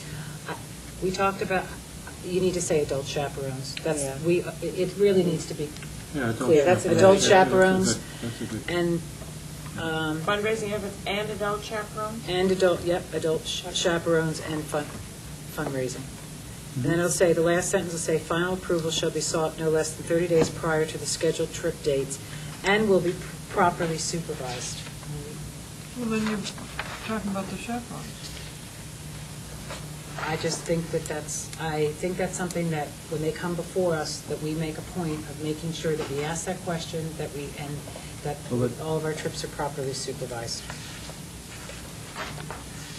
Isn't that inherent if you have the adult You know what? chaperone? It's just a thought I have, because it's one of the things that I think we stand for, and we're saying that our policy is that not only will they have to give us these details, okay, that all of our trips will be presented for our approval, and we're saying that we will make sure that they have proper supervision. Remember, this is an area of litigation. This came about under Mass General Law because of a death of the Newton student coming back from a music trip from Canada. So, I just think that it's something Well, if you that say we proper should- supervision, then that will allow Chris to say how many chaperones, depending on how many kids are going. Right. So just, I think Yeah, it's I think- time to put both in. Just say proper Let's- supervision. But then, Okay, because then it's We his could call say how many. adult chaperones and supervision. And supervision. that's fine by me.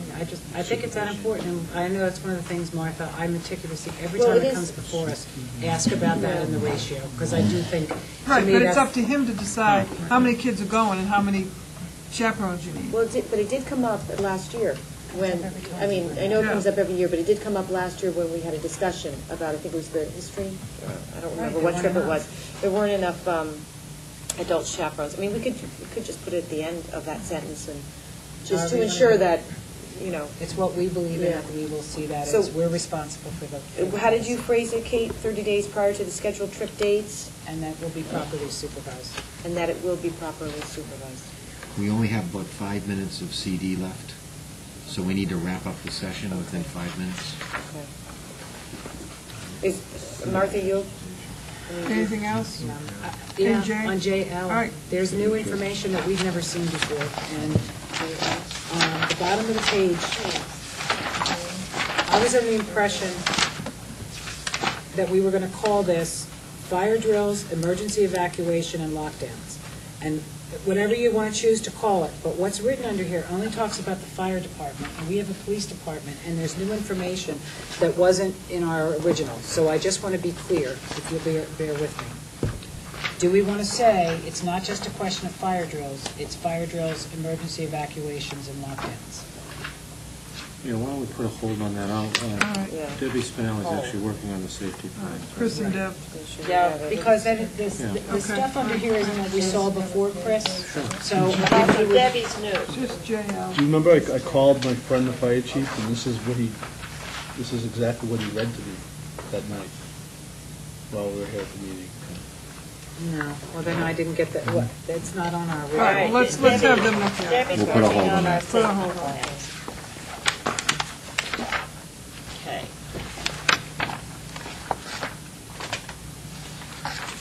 You still Anything Jay? else from Jay?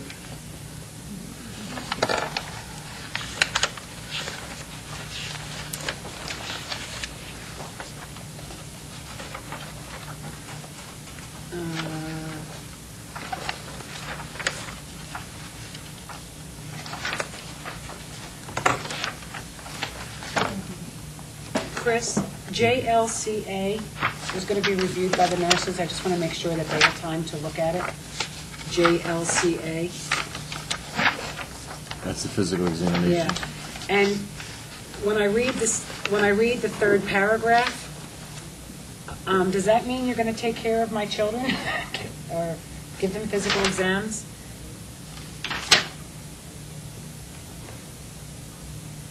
So who is doing, it's unclear to me, who's doing that? So is the school doctor going to be writing a fitness report, or do the nurses do that? You're talking about the third paragraph? Every candidate for a school athletic team will present the signed consent of a parent or guardian in order to participate. Okay, Thoroughly examined to determine a written report stating the fitness of the student to participate, signed Okay. by the physician. So that okay. means And you be have to do thoroughly it. examined to determine physical fitness. A written report stating the fitness of the student to, okay.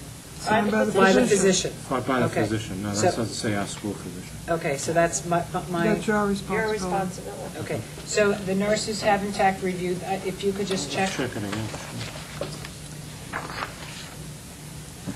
And the other was on JLCD, because it talks about EpiPens, Right. but who gets to, can a student self-administer an EpiPen? Mhm. Okay, right? Yes. And don't we have people in our buildings, because of the emergency nature of that situation, who are trained by the nurses? So wouldn't we have to have the nurses have an exception that for those students may self-administer, or for those who are trained on the EpiPen? Don't we have to spell that out? No one but the school nurse Yeah, just reading. and those listed in the medical administration plan acting within the above restriction may give any medication. So That covers it. that's the part that the nurse has to certify people to Okay. administer medication. I get that, Jim. And then we say, okay, that the school nurse is responsible for training people with EpiPens, but it's not clear to me who's gonna do my child's EpiPen. In a life-threatening situation, and some of our principals have received training, in some buildings it's our secretary, so all I'm saying is, The people trained. You Okay. have to check with the school. No one but Okay. the school nurse and the others listed in the medical administration plan. but some acting- of our children have signed consent to self-administer an EpiPen. Right. So that's why it's a gray area for me. Okay, What should our be. diabetic children can do their self-monitoring for diabetes. EpiPen to me was not clarified, so I was confused with that. And where we have so many of our students with food allergies on an EpiPens, I just wanted to be clear of how that would be.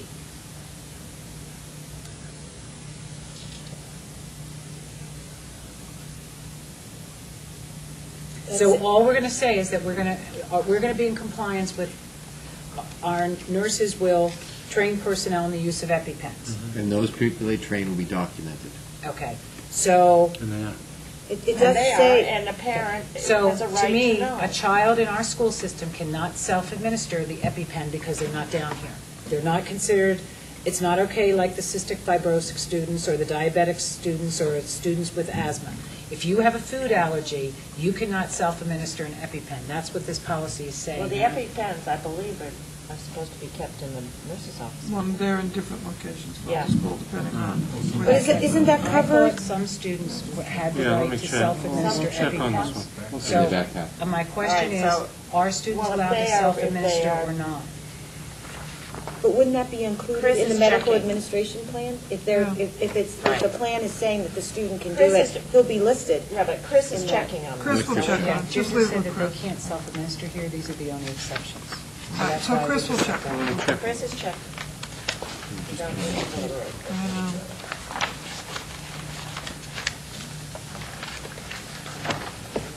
Are there any other J's? All right, go to the K's. There aren't too many holes on K. You read up the other ones?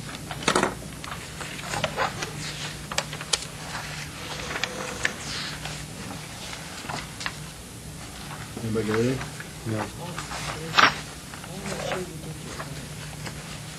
Yeah.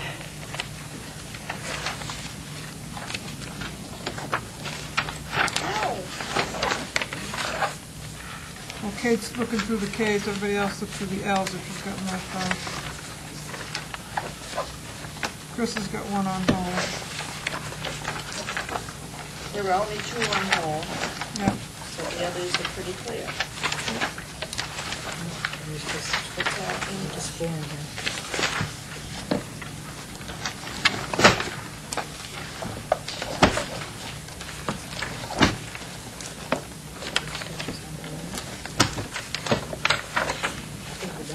Okay. We're done. Jim, thank you, from the bottom of my heart.